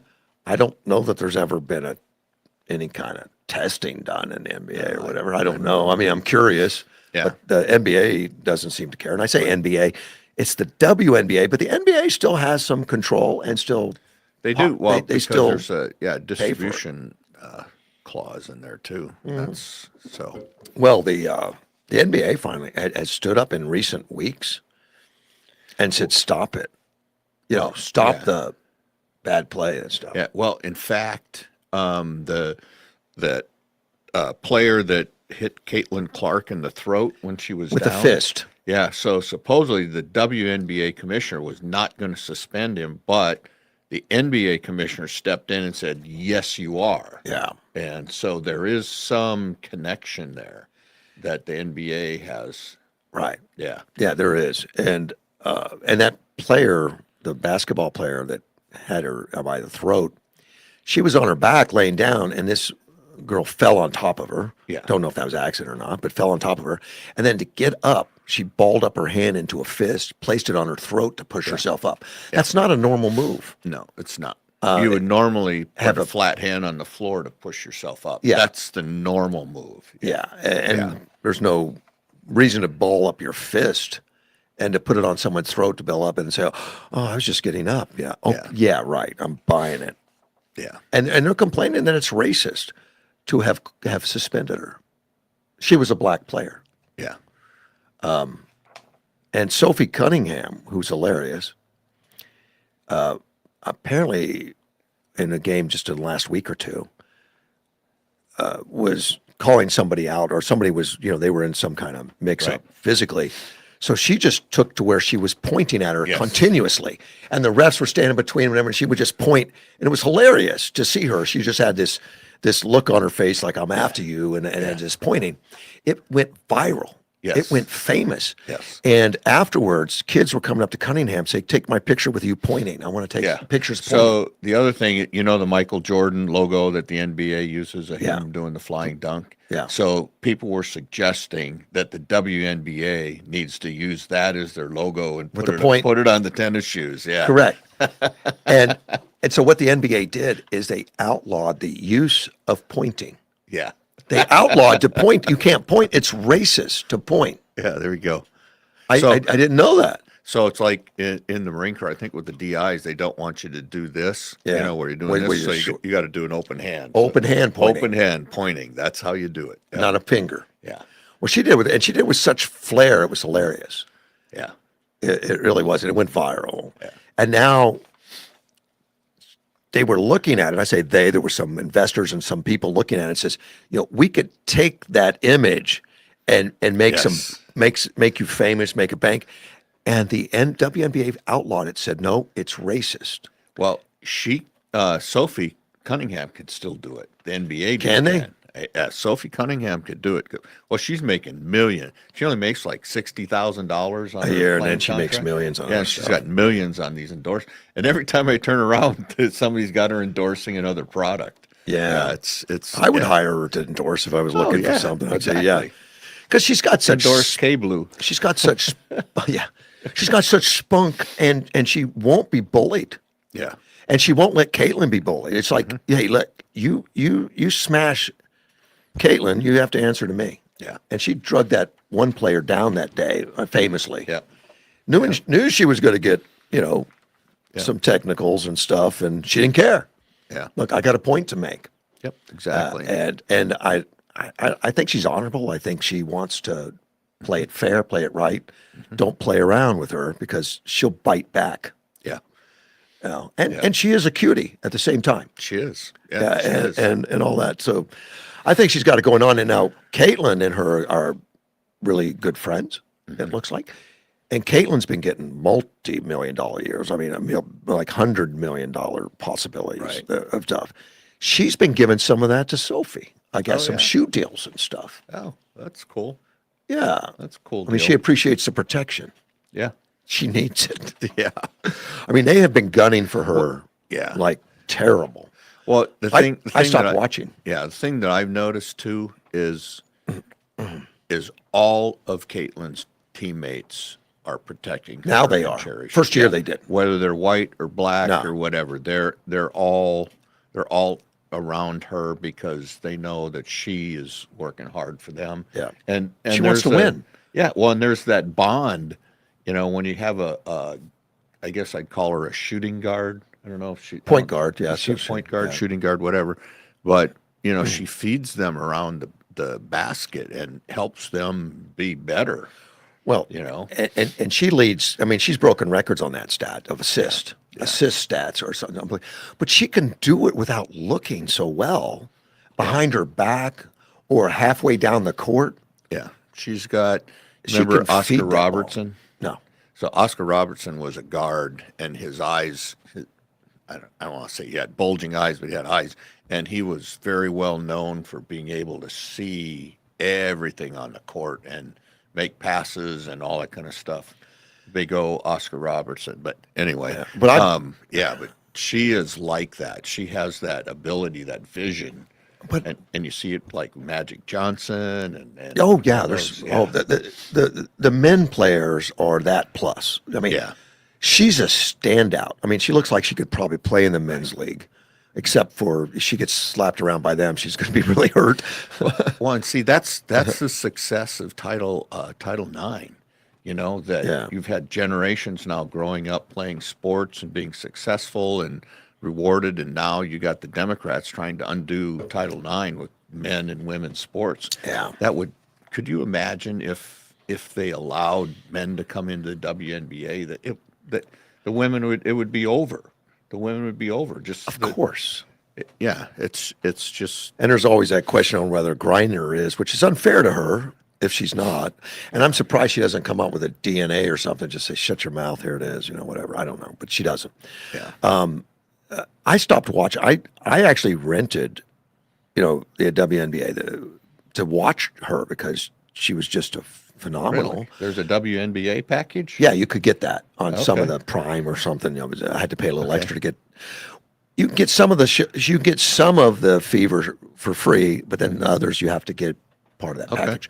Okay. So I did that, but I stopped watching it because I got so frustrated where they weren't calling calls against Caitlyn. They were beating her up, Right. and the other team was getting calls in their favor. That was never it seemed like it was all fixed. I just couldn't stand to watch it anymore. I stopped. Yeah. Because it wasn't fair. It wasn't fixed. Well, They weren't letting her play. Stress. As we get older, we want fewer and fewer stresses in our lives. Do we? Yeah. Well, yeah. For the most part. Then I'm doing something wrong.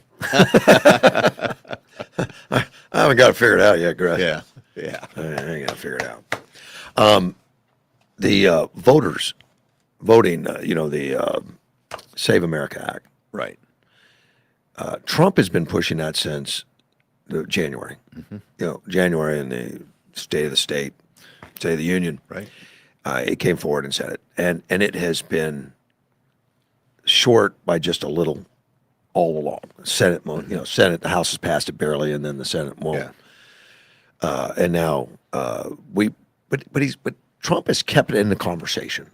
It's never died as far as the conversation. Yeah. And this morning was the first I heard about James Carville coming forward telling the Democrats to give up on him because he sees it as a negative for the Democrats because 80%, 85% of the population want it to where, not necessarily Save America Act, but the act that is going to be ID when you vote, integrity in the voting. So I do see it spool up, calm down, spool up, calm down, spool up. But it's constantly there, and I think it comes back a little stronger. And now that there were 6 Democrats in the House that voted for it, was kind of a shocker. Mm-hmm. Maybe Carville did that. I don't know. I didn't know about Carville. Well, in the Senate, the only Democrat with common sense right now looks like it's Fetterman, and in the House there are a few more. But, Well, and we got some some Republicans that are just so Trump derangement syndrome. They're not going to vote for it. Tillis, Cochran, is it Cochran? No, not Cochran. McConnell. yeah, I don't know if he's conscious. Mitch, I don't know if he he's hasn't, alive. He hasn't been out of the hospital in a month or better. Well, yeah, I think it's actually been longer than that. And so and there's some rumors that on the Democrat side, what's her name? The black lady that always wears the wigs. Crockett. Are no, you talking? no, the older lady. Oh. that the Out of California? right, the Dem leader supposedly are saying that he's been voting for her, that she hasn't been present. I don't know if that's true or not. I don't know. But I don't have any idea. but anyway, McConnell just needs to. I know he's not running again, but he just needs to step aside. When you're not capable of doing the job, even But it doesn't work that way. for some. I mean, it doesn't. I mean, how many have we seen in the last decade that have, barely unconscious and just don't quit? Yeah. Well, and we had Grijalva here in the state For a year, he didn't go in. Yeah, and I don't. He was in hospice and didn't quit. Yeah. I know. I don't quite understand that. There's a power thing. You don't want to give it up, I guess. McCain didn't quit, Right. and he was not at the end. I mean, His kind of came up a lot more sudden than some of these other ones. it was. Yeah. It was sudden, and it was a non-operable brain cancer, which was terrible. Yeah. I hated to see that happen. And I like McCain. I mean, there's so some did I. things he did that I scratch my head, particularly with the Obamacare thing. I think that was strictly Trump derangement syndrome on his part. The Obamacare thing, and then he was the one that they used him to bring the laptop thing forward. Yeah, Yeah, he was used on that. That's unfortunate. it is. But I did like him overall. Yeah. Yeah. Well, a lot of talk has been going on about the election. I mean, it's not dying. And now, which state was it? Virginia or I forget which state that came forward. The governor had to come forward. New Jersey. Yes. That came forward and said, I've been saying there's not any on the rolls, meaning illegals on the rolls. There's no illegals on the roll. And we keep hearing it. It's clean. It's clean. It's clean. And then she had to come forward and says, there's only a few thousand. It's no big deal. 6,500. But the feds are saying they think there's 35,000. But now they want to look. Yeah. Well, of course. And They haven't looked. They should. Because There should be oversight. And Trump has asked for, and the State Department people have asked for the states to give us your records on how you're making sure this doesn't happen. Only half the states have turned it in. Right. And, the big thing is the states run elections. Yes, But but they don't write the policies on all of it. Yeah, but when they do something that's going to disenfranchise my vote in Arizona, that's when the feds need to step in. And this is a case. But there's federal guidelines they have to do, and there should be a double check to make sure it's done, and there's not one, obviously. Or they don't do it. Yeah. They just don't do that. Well, then stuff. And Arizona has not been immune from that either. We had a lot of people on the rolls that should have been taken off. right. Yeah. But because there's more federal investigation now, and we're having one in Arizona right now on voting, I'm assuming that's why New Jersey came forward. Because they know the jig's up. Yeah. And it's going to come out. So better be me do it myself and say it's not a big deal. Yeah, and I think this thing where the U.S. Post Office says they're not going to deliver the mail-in ballots how that's until gonna they go. get a list. I don't know. That was an That's- executive order, wasn't it? Or yes. no? Well, did no, it come- just came out come from the post office. Probably requested by Trump, or it wouldn't have Well, happened. I'm Probably. sure, he's He's allowed to. the That's secretaries all work for him. He Yeah. runs the administrative branch. So I'm hoping that holds up because that's the only way that you're going to stop Arizona voters from being disenfranchised because California is not following the law. and I get asked every once in a while. Well, it's up to the states. States can do whatever they want. No, No, that's because not true. because there is a federal requirement that only citizens vote. Period, for state Right. and for federal. Right. Now, if you got a municipality, you can get away with that or something. But state and federal, that's federal law. Right. And now the states is responsible for administering it, like they are for Medicare and all that other stuff, which they've been cheating on. And apparently, they don't want to hear about any double check or oversight. But the feds are doing it anyway through investigations or for fraud Right. and stuff. And hopefully, it comes out. Now, Alaska, I don't know if they have any fraud or whatever, but they just sent out letters to over 3,000 of them asking voters to verify that they're citizens, Good for them. which I think is good. Yeah. Of course, it's condemned by the Democrats. Well, of course. But why? Why, Greg? Why? That's How because can they you? want to cheat?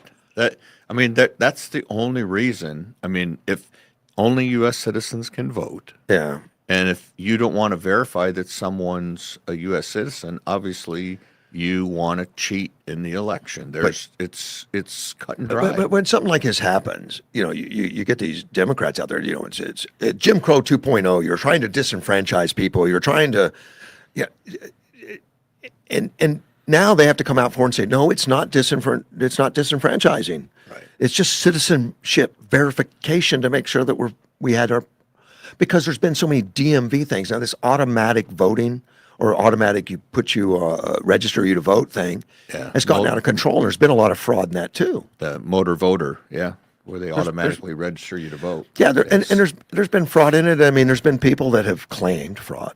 That they checked off Democrat or Republican, and they find out they all of a sudden got put under the wrong party. Right.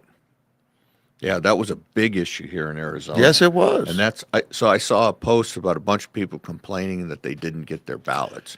But one of the big things is you need to check your voter registration because if you're an independent or it came out as PND, you're not going to get a ballot unless you go in and tell them you want a Republican ballot or a Democrat ballot. Right. Yeah. And just on the side note on that, on a Democrat or Republican ballot, every state's a little different on primaries and stuff like that. And we have a primary that you can vote for Republican if you're Republican, Democrat if you're Democrat. But if you're an independent, you can on that day say I'm Democrat for a day or Republican for a day. You don't change your deal. I don't know how many states would do that. I don't know if it's that popular. And I don't really have a problem with that. What I have a problem with is when the states that have gone like it's totally open. You could be a Republican and vote for Democrats, Republicans, anybody you want in the primary. I think in the primary, the party that you belong to should choose its own people to run. They should do it themselves within the party. You shouldn't let Democrats choose the Republican that's going to run on the Republican ticket. Yeah. Yeah. I don't like it. No. I think it's wrong. And I think a lot of states do that just to confuse things. Well, I told you in Minnesota, literally you can go into the voting polls the day of the election and you can vouch for 8 people with no ID, no nothing. You just say, yeah, this person is, these 8 people, these are their names, and register them to vote and let them vote. That day. Register and vote on that day. Yeah, with no IDs. No IDs. No double checks. Letters, no nothing. And they passed that into law. Yeah. And it was multi-page law, and that just happened to be one line of it. I guess it didn't get caught. Yeah. But they like that. California is just as bad. Not maybe they could just go in with 8 people, but they don't check IDs. Yeah. They don't check addresses. And I know they're investigating the LA mayor. And they're not going to find any. No, they're not going to find any fraud because they don't take records. And if you don't have records, how are you going to know something's wrong? Right. Nothing wrong. Well, oh, that's why this and they mail a ballot to every voter. Yeah. And so, I mean, that's how, if this post office thing holds up, that's how you're going to find out, because the post office going through all the names and addresses on there, that would help eliminate a lot of fraud. Obviously, they'd still go in person and vote, but then they'd have to go in person, And California has a voter ID law on the ballot. If you've seen that, No. yeah. So they had 1 million people sign to put an initiative on the ballot. It would require an ID, and you'd be required to have a government ID and at least provide the last 4 digits of your government ID to vote. Okay. Mail in or in person. Right. And the language was changed by the Attorney General from being a positive that, yes, additional identification required for the ballot. He changed the language to say that this initiative would prohibit people from voting if they didn't have a voter ID. We're trying to make it strong. Trying to make it negative. Okay. So, and the same thing is, and then for the language for the mail-in ballot, it was like, would, something, before it was a positive language, but now it says would invalidate a ballot unless an identification or the last 4 digits had been supplied. So he completely changed it around. And the way it was before, they were And, pretty and he's positive. allowed to do that. Well, it's going to court now. Well, yeah. I mean, Yeah. that's not what we submitted. That's not what people signed on the Right. when they signed the petition. Yeah, and that's not the language the petition had. Yes, and that's why they're going to court, because he's changed the language. Wow, of the to make it a initiative. negative. Yeah, I can't believe that's not on your sheets that you. I didn't got. see it, man. I don't Yeah. catch everything. Yeah, but yeah, it's a biggie. So it's going to court in California to decide if the Attorney General can sway the elections by changing the language. Something else that that Alaska has, it's not on this list, but and I found this out yesterday talking to Jim Pfaff when he called in. The Murkowski is from California, and she got reelected, and she's the Republican that got reelected. From as senator. Alaska. You're From talking about Alaska, yeah. And I mentioned yesterday it's because of that ranked choice voting, Yes. which it was. Yes. But I didn't realize it. Jim said there was some, he gave some information I didn't know, but he said that Murkowski made a deal with the Democrats that put me as your number 2, which on ranked choice voting, they run this algorithm. It's not as necessarily who wins the number 1 slot. There's some kind of combination of the top people, the top voters could be like, if I got all the number 2s, you're going to beat the guy that got half of the number 1s. Yes. Yeah. I've seen that calculation. I'm like, work. what? Yeah. And, and she just wanted to be the number 2.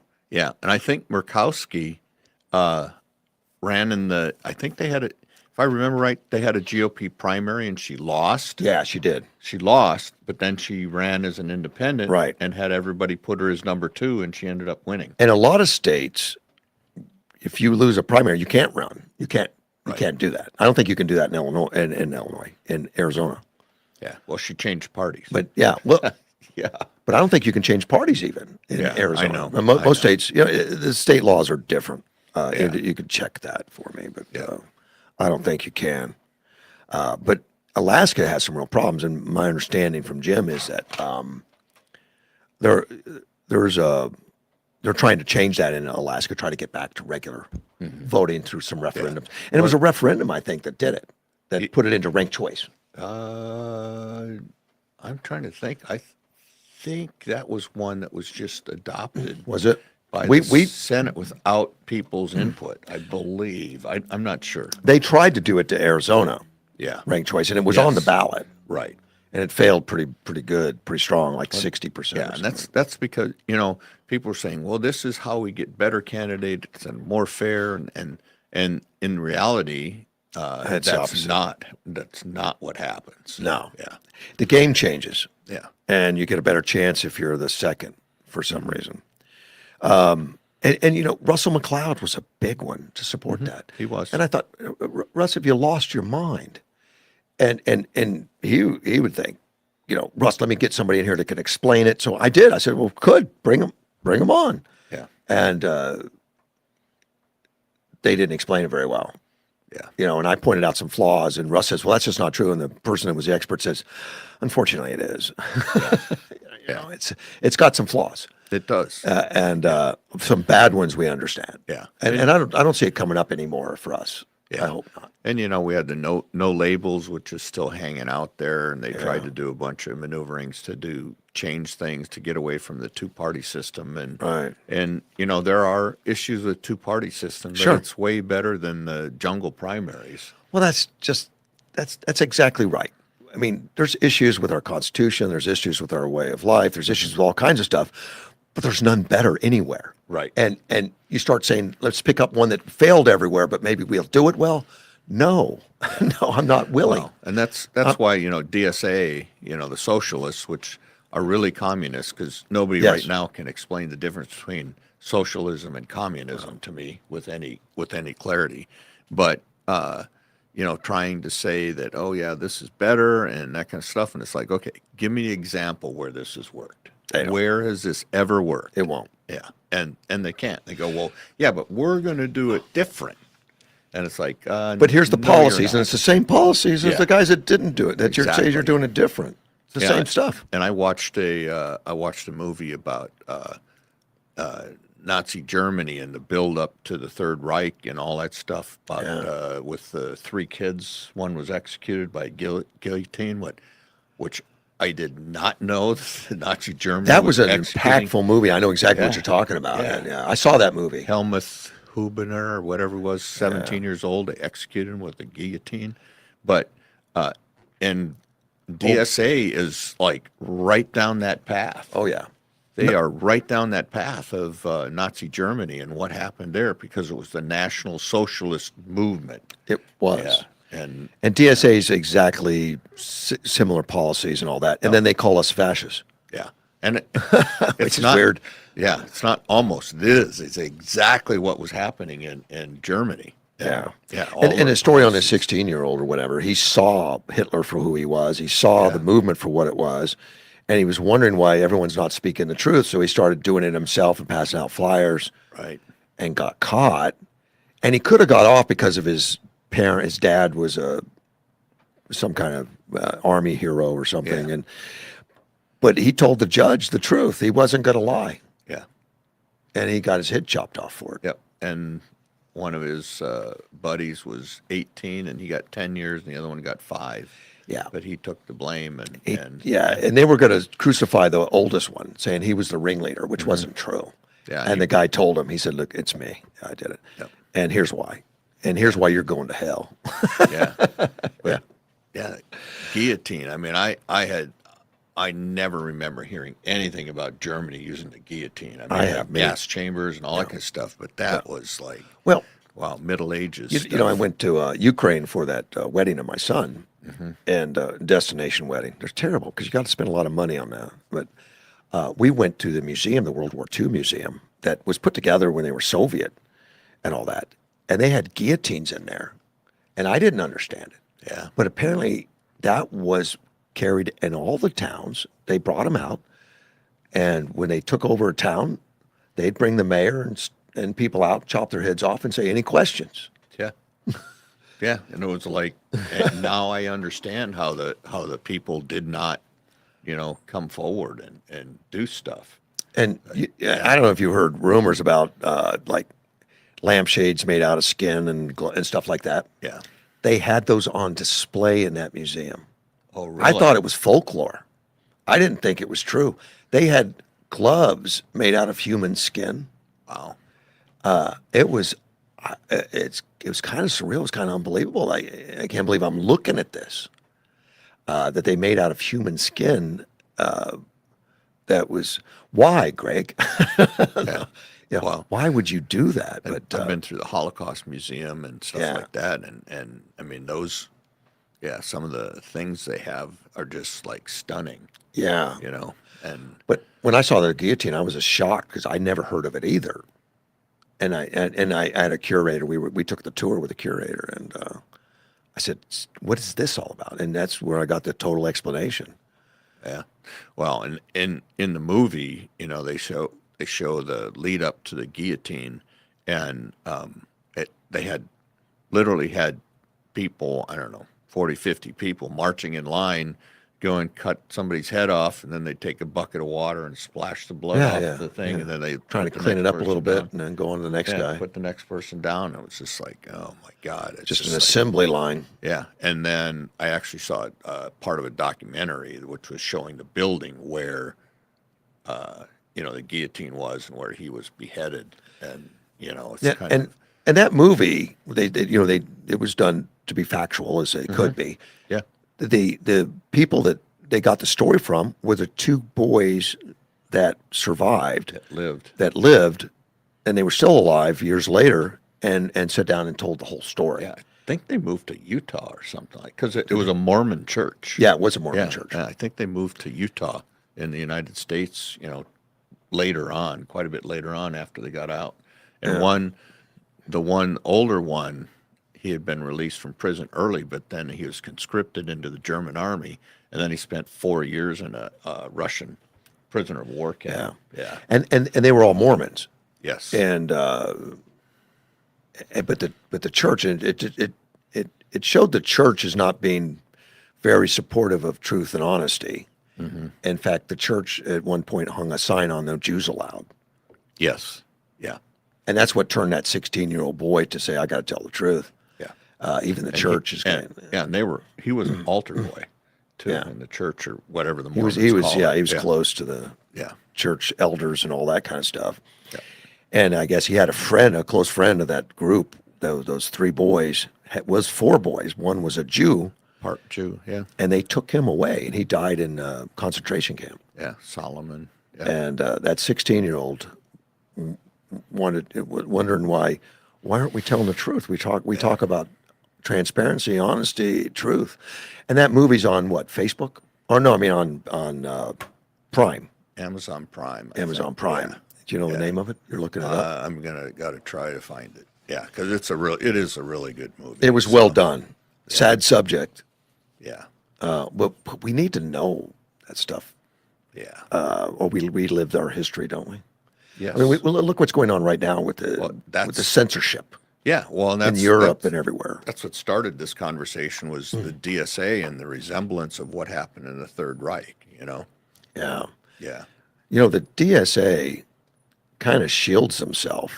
They have that social media that strictly is blue something. I don't know what it's called. Social media that they have. It's kind of like X, but it's something blue. Oh, Truth and Treason. Truth and Treason. Yeah. My Okay. My fact checker just texted. They to gave me. it to you? Good. Yeah. She got it before I did. Truth and Treason. Truth and Treason. Watch it. if you Watch can. that. It's pretty impactful. Young Washington is actually a really good movie. Loved it, too. Yeah, it was really good. So if you haven't seen that one, go. And it's see a history lesson. it is.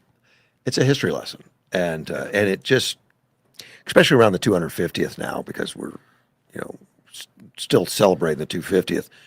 A lot of the background on how we became a country, and it's just remarkable that we did. Yeah, it is. It's just like, There's how do you pull this one out? Yeah.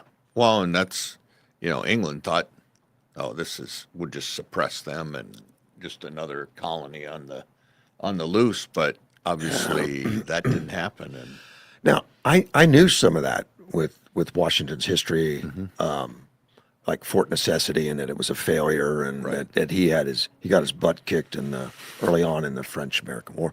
But I thought he was a British soldier. He wasn't. He was militia working under the Brit. Yeah. And they never recognized them. And it came out very clear in that movie, if that's factual, and I'm assuming that's what their intent was, that they treated them totally different. If you were not part of the regular British, you were just one of the, less than. You didn't get paid the same, and you weren't given the same attention, the same respect, and not invited to the same parties. Well, you had arrogance, I think, played in Yeah, that on the part of England, and It all showed a that lot of stuff. arrogance, I'm assuming Yeah. was true. But Washington stuck to his onto his guns on respect, on what he would and wouldn't accept. He turned down the salary because it wasn't the salary that you paid a regular soldier in the British Army. Yeah. And the British were paying the militia, but they paid them second rate, Yeah. not like real army, Right. not real. And they carried that attitude, according to the movie, everywhere they went. Like, oh, you're one of those. Yeah. Yeah. And Washington always wore the blue uniform. Well, when he was working with the militia, he wore red. It wasn't exactly like the At first, British. yes. Wasn't Yeah, like he the did. British. But then when he quit, he went back and all that kind of stuff. When he went back, he said, I have one more request. And they were like, oh, no, not another request. Because he would request equal pay and all that. Right. And he'd already been turned down. And he said, one more request. And it wasn't that. It was about the uniform. Yeah. He wanted a different blue for Virginia blue. Yeah, because they used indigo dye to, I think it was, to dye their uniform blue, I think. Yeah. Well, he, and I never knew that history before about him, but I guess he was pretty proper. He was about doing things, honest, integrity. Well, And cherry tree, chop down the cherry tree. I think that was cannot made up. Tell a lie. I think that was made up. Well, but in the movie, so he was chopping trees to release his anger. Yeah. And I think that's where If that was started. true, I have no Yeah. idea, but I it could have don't know. been. It could have been true. Seems like And he wasn't a wealthy guy when he was born. I mean, I guess he was not born into wealth really. He was born into, they had a farm and they had some property and stuff like that. It was his wife that had money. yeah, She came with a lot of money, yeah. which is I highly support. So anyway, Truth and Treason on Prime Video and Young Washington in the movie Two theaters. definites. Yes. Yuma Fire Department responds to a house fire on West 15th Street, which happens, I guess, but a grill exploded. I've never heard of a grill exploding. But well, if it's gas, I guess. What could cause that, Craig? I mean, hot gas. weather? A gas leak, a light leak on some of the fixtures, just Yeah. like on a burner. If it's Now, when I'm done with the grill, and I have a grill, I always turn it off. you I turn the gas off. gas off. I don't. I do. I just turn the burners the off. burners off. No, yeah. I turn the gas off every time. Yeah, I don't know why, but I was always told that was the right way to handle it in case it leaks. Democrat paranoia. Go stop it. I'm going to continue doing it, Greg. Okay. With Well, that, that's because good. of this Be safe. explosion. Be safe. I'm assuming something like that happened. Yeah, be safe. There was an explosion. I don't know what it was. I have a neighbor that had a fire yesterday, and it's on 18th Avenue. I know that because the road was blocked. It was hard for me to get by. I don't know exactly what happened, but it looked like it was in the back of the house. So I read this one this morning. It says grill exploded. I was assuming in the back of the house. I was thinking, well, was there another one? Because this one looked like it was in the back of the house. I need to go over and find out. Inquiring minds wants to know. And how often does that happen at a grill? I have to call a fireman. Yeah. Find out. Do we have many grill fires? Yeah. By the way, I'm going to divert a little bit here. Sure, go ahead.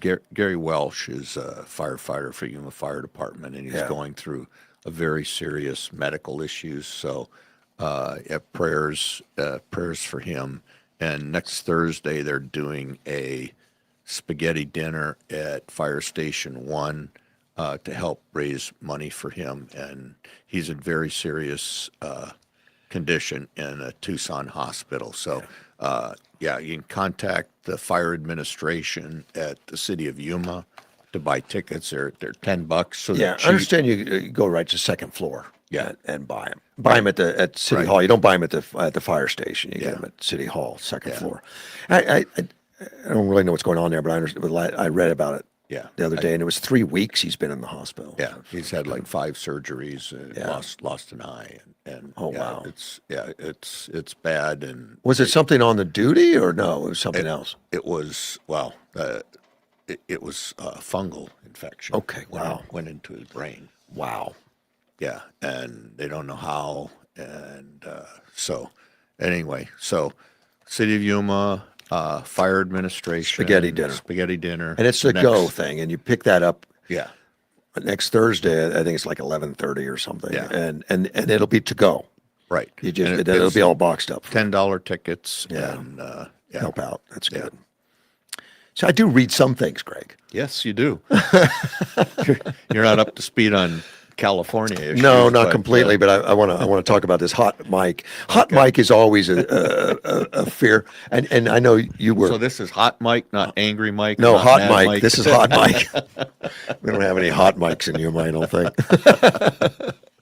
but that's always a fear. But city council, mayor, you guys, when you were on the administrator, you'd have a mic, and they'd be Right. on and off and all the time. And sometimes you get a hot mic. Well, this happened to a mayor and vice mayor that had hot mics, which is always interesting, It is. but generally not good because we're reading about it. right. Has that ever happened to you when you were on the working with the council? Yeah, but usually I was pretty careless. I mean, careful. Like Yeah. it was your job to be on the watch, on the lookout. Yeah. Yeah. You always And there's a hit light the that comes on when you hit it. The light Yeah. comes on, so Right. make sure there's no light. Yeah. This vice mayor, Karina Tamantas, we should go over this disruptions thing, because if we want to ban somebody in the future, like to take them out, we have to point out specifically. That's the vice mayor talking to the mayor, and the mayor, Kevin McCarthy, says, I know, but the city attorney said we can't do that. Now, this is on the mic. Yeah. That's, What's worse is if it goes out over the TV channel. I which don't is- know, yeah. but apparently the news has gotten it. So I don't know where. So he says, and the vice mayor says, we did it last time.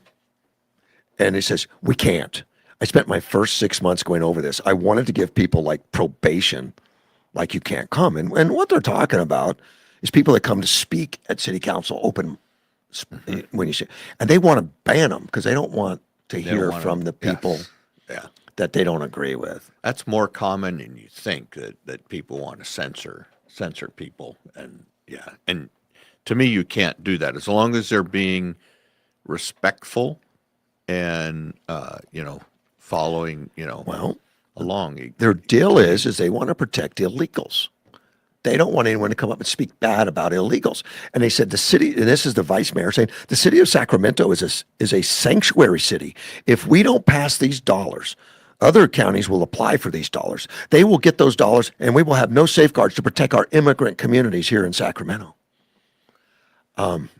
These people should be fired. Well, of course, Yeah. they can't fire them, but they should be voted out or impeached or something. Yeah, but Except maybe everyone in Sacramento thinks we should, ban people that's in order to protect our illegals. ban free speech. Ban free speech to protect illegals. Yeah. Well, that's all part of this DSA and the communism that's within it. And yeah, and watch the movie Truth and Treason, and you'll understand all of it and what it leads to. Well, apparently people did hear it because people in the audience started screaming back at them. Like, Kevin, I need your blanking eyes. Kevin, listen to me. Stop being an a-hole, dude. Listen to your blanking constituents and stuff. That's a little uncalled for. I don't go for the blankety stuff. So apparently they've had, Well, sometimes that you need that to get people's attention. I guess it got attention, Yeah. but they've had aggressiveness, obviously. Yeah. And there's a frustration in Sacramento because these people running the thing I guess, care more about the illegal aliens they did citizens. Yeah. Well, and I can tell you, Tucson City Council and Tucson Board of Supervisors is like that. Is it? Oh yeah, they're they're really bad. Their city council and the supervisors and stuff, they're really bad. They're right there next to criminals, if not going across the line. Yeah, they're Support those, of course, those cities are terribly run. Yeah, because they keep hiring people that are going to make sure they do that. Yeah, yeah, and they keep getting reelected. I know. It's crazy. We just had an election. Mm-hmm. Now, did. I the guy running for mayor, Carlos, Yeah. Carlos Adams. Yeah, Yes. interesting guy. I look at him. I mean, I don't know. I mean, I spent an hour or two with him. Mm-hmm. I really don't know what he stands for. No, I And don't know. I don't think he knows anything about government, or he No. has No. no context. And No. that's people don't understand how much the mayor and some of the council members do. But I mean, he lobbies for us, so you have to have contacts at the state and the federal level. And part of his job with the city administrator is to recruit businesses coming in to the community, and then a lot of people don't understand our form of government. We have a manager council form of government. Right. We do not have a strong mayor. So the mayor, while he is the public face, I guess, of the city, Yeah. he has one vote just like everybody else on council. With some exceptions on emergencies or Right. something. And But- the city manager runs the city, and and Doug Nichols has done a great job. He's been very successful on doing things for the city and working with the state, federal representatives, and that kind of stuff. And I don't believe Carlos Adams understands that at all. I know he doesn't. From me talking to him, from Yeah. what I've seen from his little debate and all that, he really has no concept Yeah. of what's going on. So it Yeah. scares me as to why he wants to. I think he sees himself, he could be a Mondani or something and have, I think he would have been frustrated had he won because he has no power. And I don't know what he really wants to get done. But the scary part is he fell short of getting signatures. He was going to be on the ballot. Right. And he spent a boatload of money Yeah. as a write-in and got what 600 votes as a write-in, which is hard to do. Yeah. That he actually Yeah. got that many. But yeah, and one of the things so a strong mayor, if you have a strong mayor government, the mayor runs the city. And in my estimation, that's where you run into a lot of problems, because Like New York City. yeah, as we're seeing right now, you get a mayor that's elected that really has no clue of what he's doing. And that's why the city of Yuma and most cities in the country got rid of the strong mayor format and went to this mayor council, so they could hire a professional who has the background and knows what they're doing to come in Right. and run the city. And Right. yeah, And the mayor and council, has make policy and directives and all that kind of stuff. Right. But that's a group doing that with the advice Yes. and help from city attorneys and Right. and also administrators and everything else. Right. And basically, the way the government works is the city administrator works for the council, Right. and then everybody in the city works for the city manager, city Right. administrator. And the county's the same way. Yeah. County does the same It's a thing. little bit different, though, because you have all those elected officials in the different departments. Oh yeah, like the sheriff is a sheriff, not the police chief. Yeah. Yeah. And you can tell the police chief what to do. You can't tell the sheriff anything. Right. You tell Leon I said that. And we love him. Yeah, so that's good. Well, how fortunate are we not to have, to have a sheriff like that? Because Yeah. you can get a bad sheriff. Yes, and there are some, like I was hearing about, and it's kind of notorious. This female sheriff, Kim, I don't remember what her name is, in New Mexico. She's horrible, horrible, and Pima County's had some problems with sheriffs over the years, and they got a huge problem right now. That guy needs to be fired. Oh yeah. Yeah, but, and he's elected, and this Is, whole is he the one that backed Diego? I Which can't sheriff? remember, but Okay. he's the one that allegedly, my opinion, screwed up this election with Nancy Guthrie. Didn't call in the FBI right away, and so some of the evidence, and things passed. And of course, it looks like they're not going to be able to solve that one. But yeah, he needs to go. And there's another one in New Mexico I know of, but we've been really lucky here. I mean, we had Phipps, then we have Ogden, and now we have Wilmot. So we've been very lucky with our sheriffs that we've had here. Oh, we really have. I was Yeah. so glad he ran again. Yeah. Because I get scared about what we could have. You know, and I was on the board of supervisors, and I got to know the system pretty well, and you know, and I would question the sheriff at times, you know, because they have to come up and request budgets. That's the only Yeah. thing that the supervisors controls the Right. budgets, really, and a lot of the sheriff's expenses, you know, when the money had to spend on, had to do with illegal aliens, because he would have to make arrest that the feds refused to. Yeah. And I said, well, I asked the question, well, have you ever considered just not making the arrest? Well, he all but beat me. Like, not in my county. Yeah. You know, we're not going to let those people walk the streets in my county, Right. you know, type stuff. Yeah. I said, I get it. I understand. You Yeah. know, and he's that serious about taking care of our people and the community. Yeah. And in Arizona, there's several really good sheriffs, you know. Oh, Anyway, well, Mark Lamb. Oh, now Mark Lamb, county- and he's now going to be Representative Lamb. Yeah. Hopefully he'll be a congressman. Well, it's a here, but- strong Republican. Yeah. You know, as far as the constituents are strong Republican registered. So Cochise County's got a great sheriff too. yeah. Yeah. Oh, well, we're very, very fortunate to have good ones, but man, you can get a bad one real fast in some of these blue counties. Yeah. Well, Pima County's been plagued by that for a long time. Yeah. It's not good. That guy's never going to get well, I shouldn't say never, but I don't think that guy is ever going to get reelected in Pima County. He should be up here. I'm hoping there soon. I mean, the Like Democrat next year. voters, I've seen them, you know, they keep bringing Maxine Waters back. They keep bringing Nancy Pelosi back, but, you know. And, but he screwed up. So Nancy Guthrie, they're Democrats, Right. So he screwed up. He screwed this up on the That Democrat bad. side too. Yeah. So that you think that case will never be solved? I don't. It's so weird that somebody can just disappear. Well, And that there was a ring camera out front. I mean, they got the guy on film, obviously, with a mask on. Well, he was totally covered.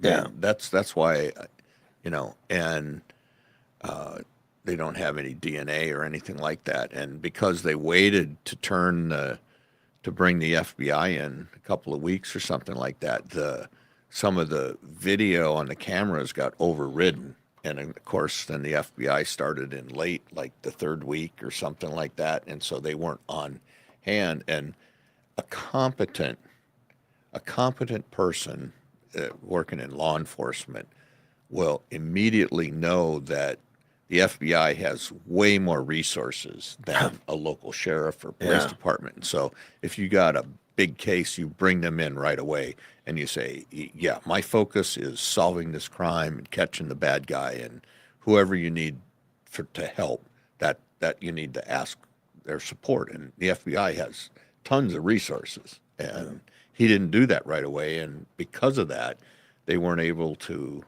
probably recover video and other things from these cameras because they didn't have a subscription for their cameras. So it overwrites after, you know, Right. so long. And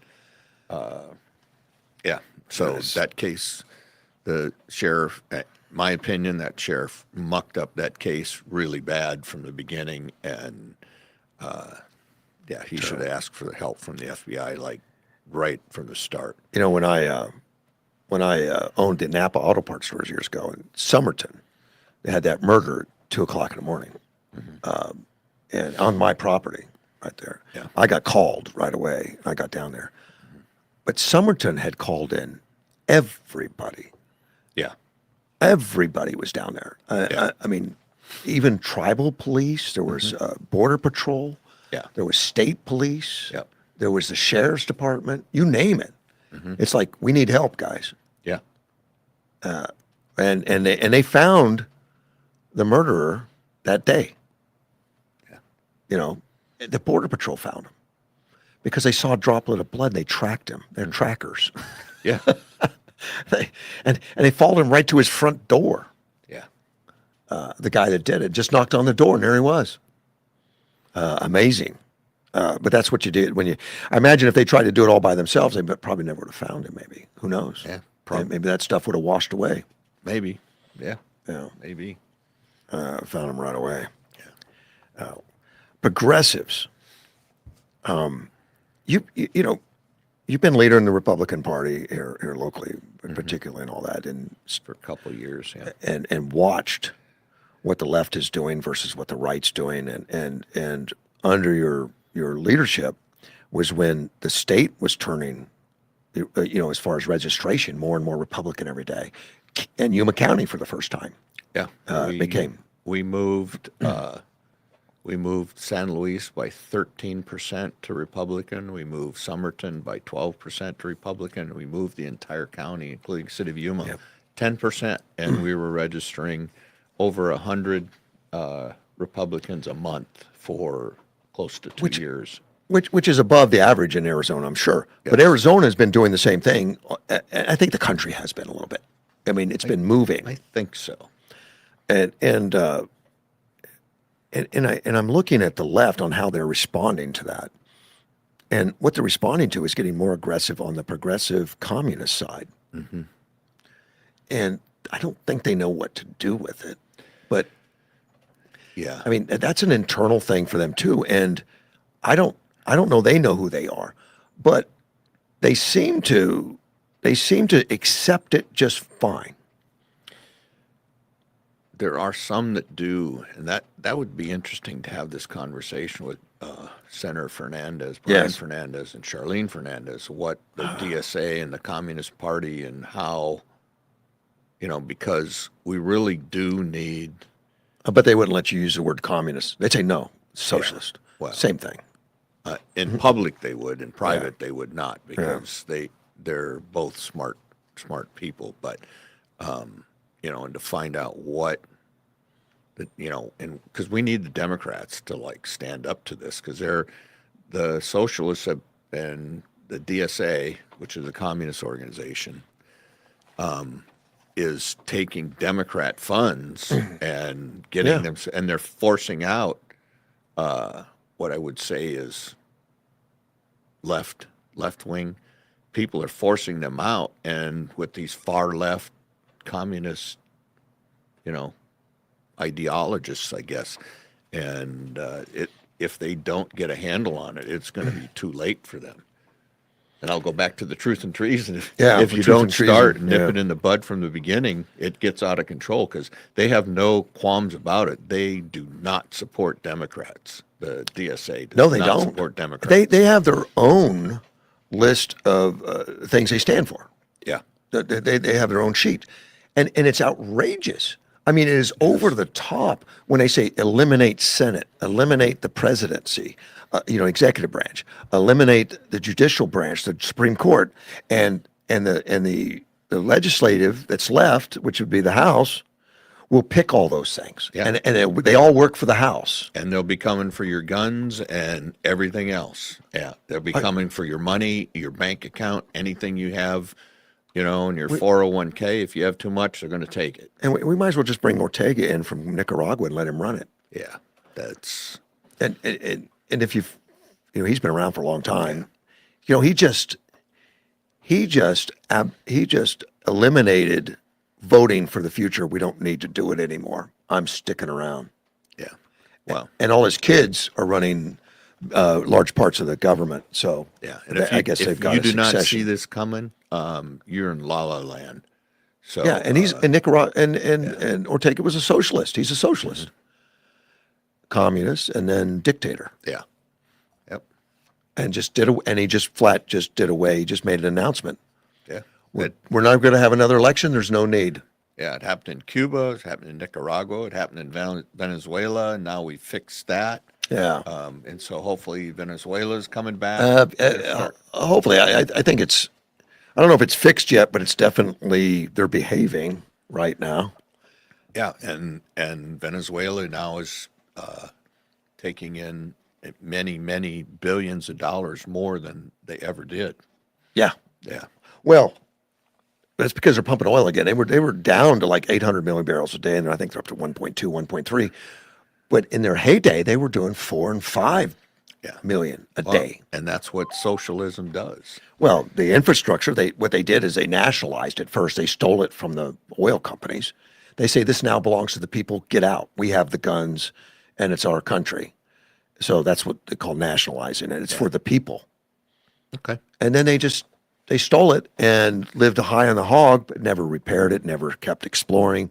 It's deteriorated over the years. It's gone down to 800. I mean, less than a quarter of what they Right. used to do.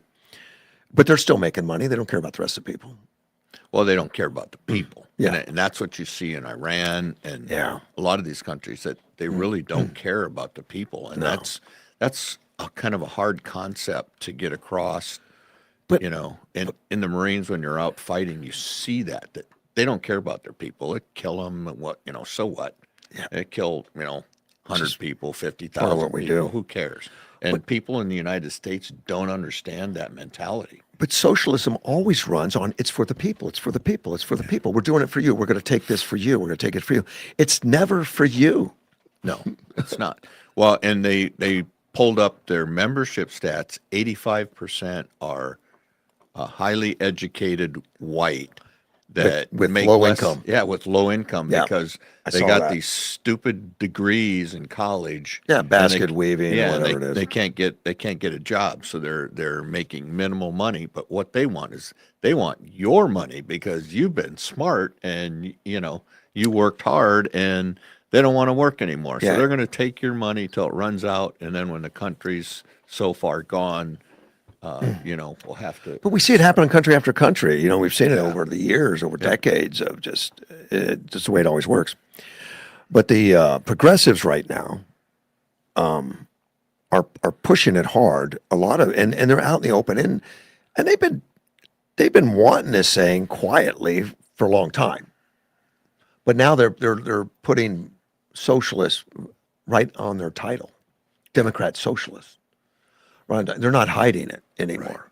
They used to deny it, but now they're not hiding it anymore. Well, and it's going to be interesting watching, and I feel bad for them, watching New York to see what happens to them because they're on a downward spiral right but now. look into Mandami, you wouldn't know that. You'd think he's successful as anybody. Yeah. Well, the good thing is the renters, because he put a rent freeze on all the low income, and of course, if renters can't make money, they can't maintain the property.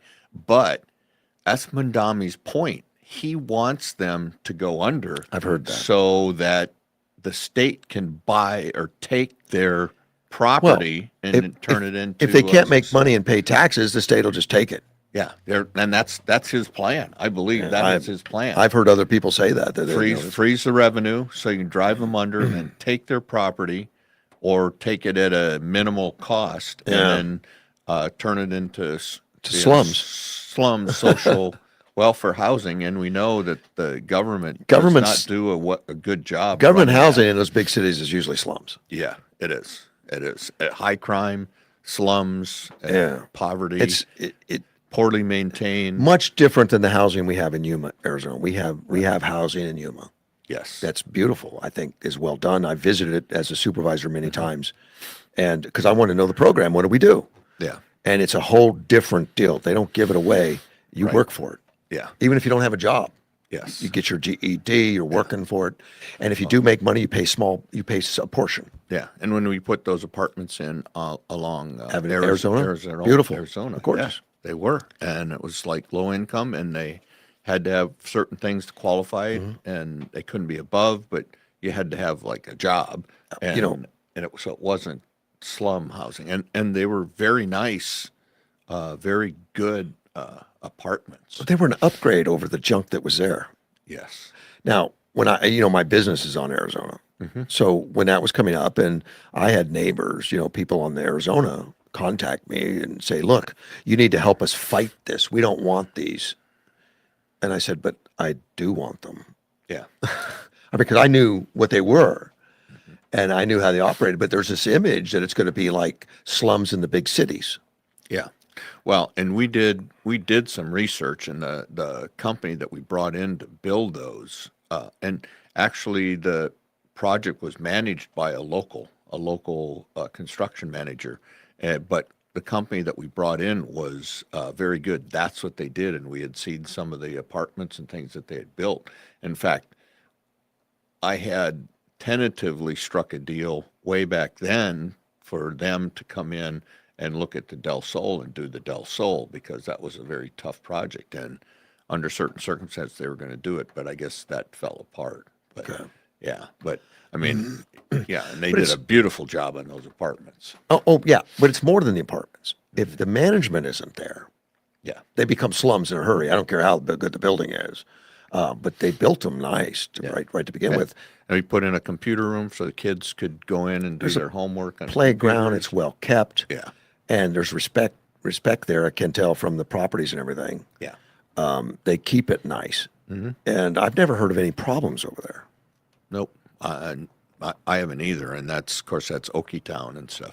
The only problem we had was that one of the outside gangs tried to burn it down. I remember If you that. Yeah. Yeah, they tried to burn it down, and that was a scary, scary deal because they're building it in one gang's area and not in their area. But anyway, so the fire department from really the fire department from all over the county responded to that one because It was a big fire, yeah, and and we it came- destroyed a lot. we came really close to losing a major portion of the city. I mean, you have no idea. I looked at as it was going on, what was happening, and then I looked at the maps, and they had to establish a whole bunch of different commands in different areas because the fire. Remember, it was really windy. Yep. Yeah, and Those are two-story structures, so it was really. and Yuma Fire Department, joined by other fire departments, did an amazing job in getting that under control because we could have lost a huge number. I don't think there was a lot of damage to the other homes. I mean, there's probably There some, wasn't because they got on it pretty fast. Yeah. But yeah, Did it they was- catch the guys and prosecute? And all Yes. that? Okay. Yes. So what was interesting was they were supposed to, and hopefully I get this all right. So the gang had two groups. They were supposed to set fire to the south, and then another group was going to set fire to the apartments on the north. If they had Yeah. done that, we would have lost them and who knows what.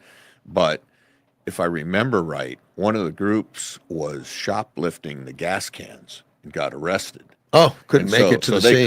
couldn't make it to the scene. So Wow. the other group that was there, of course, could only set fire on one side of it, and yeah, they did get caught. They all got caught. Amazing. I didn't know that history. I Yeah. didn't know that. That's, I don't know what they got for sentences, but yeah, they all got caught. yeah, and they had to tear down all the burnt stuff and start over. Yeah, on the It held it up. yeah, a couple of the apartment complexes. But it was jealousy that they did it. That's what I had heard. They wanted in their neighborhood instead of Well, over. it was in the Okietown neighborhood and not theirs, and so they were jealous that. So are Okietown was- gangs in town that strong, that big? I mean, are they moving tonnage of fentanyl or something? Or No, I don't think so. Okay. No, they're not. more like a Rotary Club?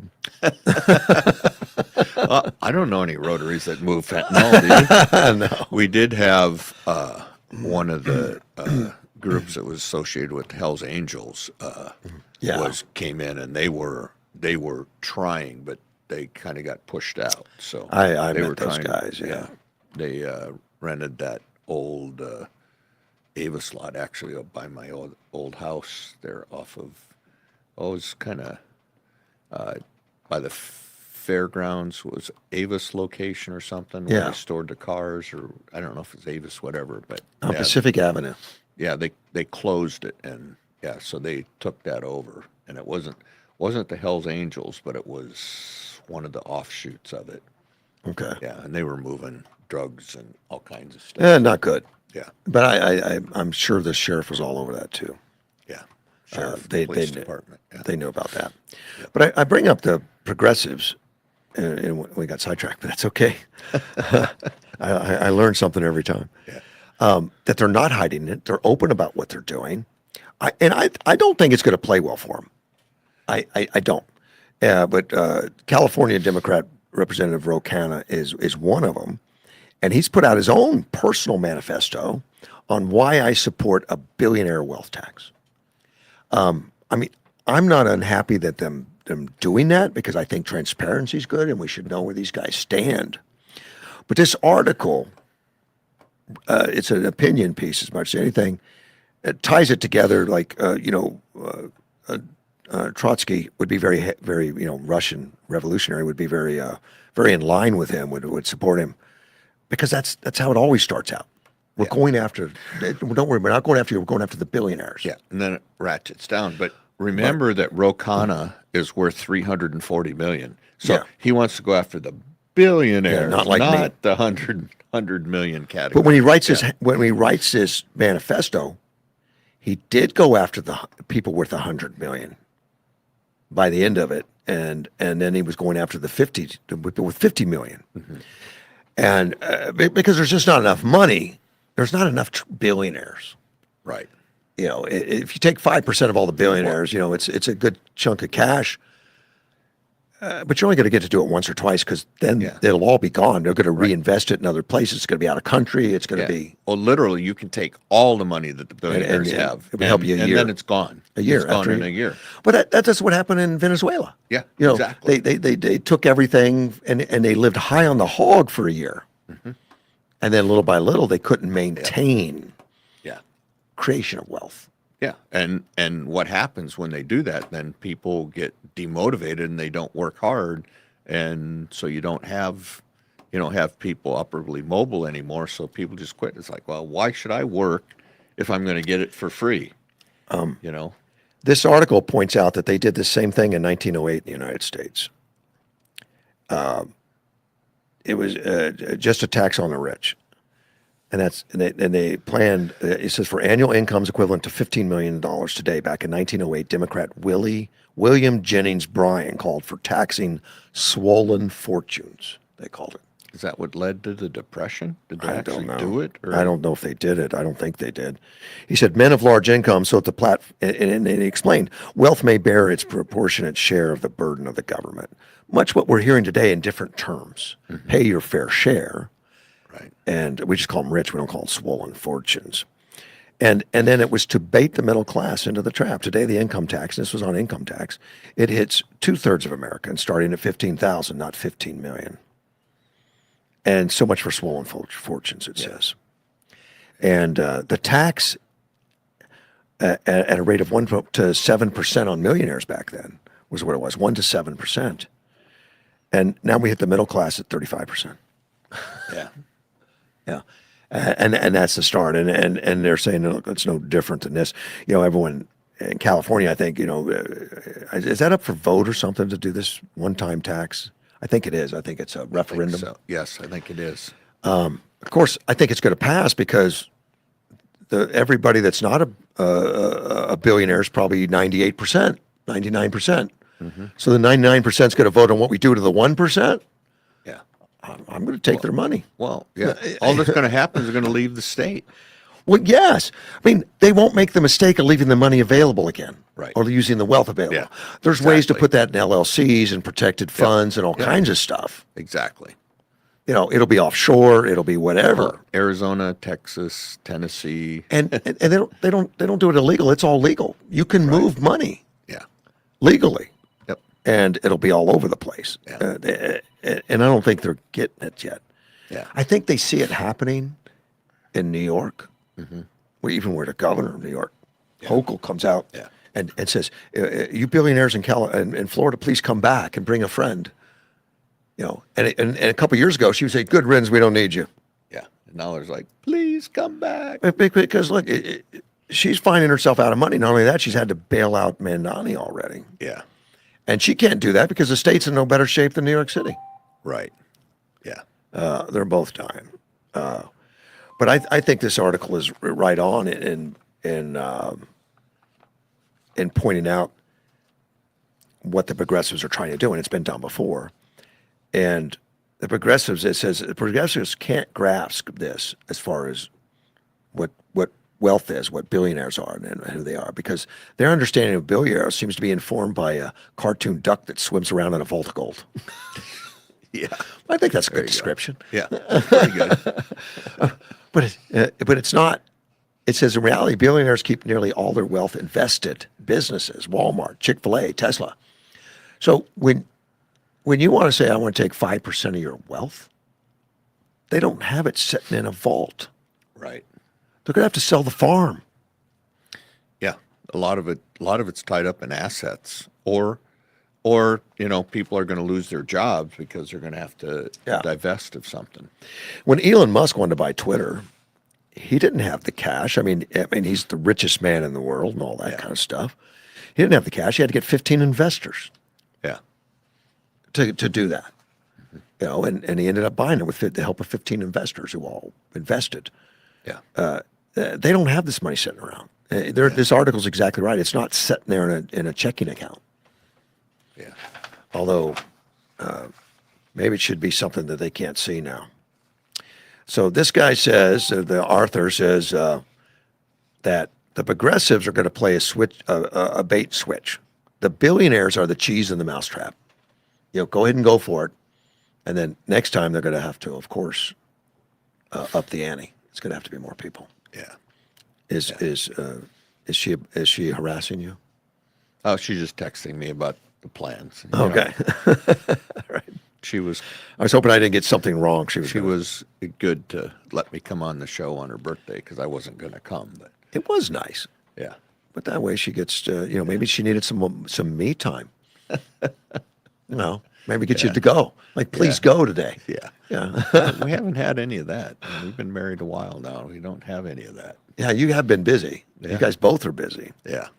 So I don't think that 5% tax is going to Yeah. work for them. So I want to talk about the data centers just for a minute Do it. because it came up last night.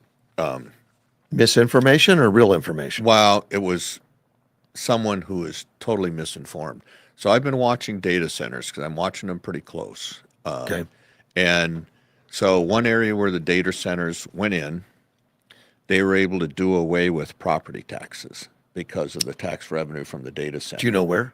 They're in Georgia. And another area, the data centers, they did away with property taxes in one area. In another area, actually Meta went in and is putting in a data center, gave a $50,000 bonus to teachers. A $50,000 bonus for each teacher. And and so in another area where they went in, because they brought in their own power, utility bills are actually decreasing. And in another area with another data center, they actually froze utility rates until 2030. And so that's what we're seeing. So the biggest thing that I've seen is that the data centers now don't use water. They bring in their own power. And they help the communities. And they help the communities, and they provide significantly well-paying jobs. That's why I hate them. Let's talk to Mike. Let's talk to Mad Mike. What's up, buddy? Yeah, not to be confused with Angry Mike. No, you're Mad Mike.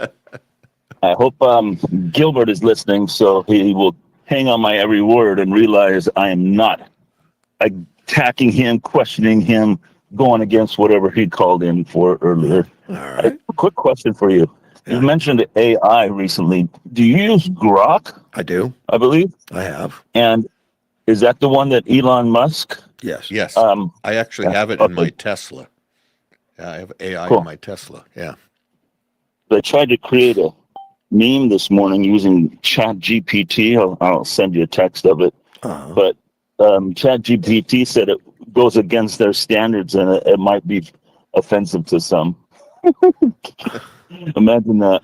No. You want the backstory? Yes, go ahead.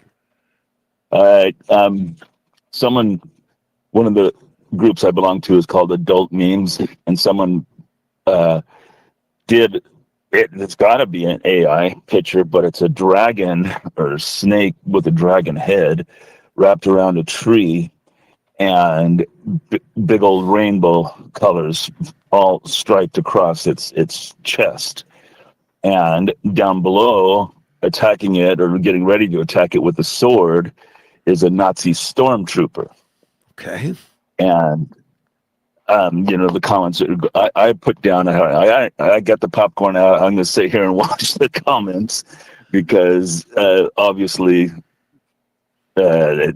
big left versus right. What they don't realize is, or the person who created this meme doesn't realize, is that Nazi National Socialists are not that far removed from our modern democratic socialists. I agree. And, Yep. Yeah.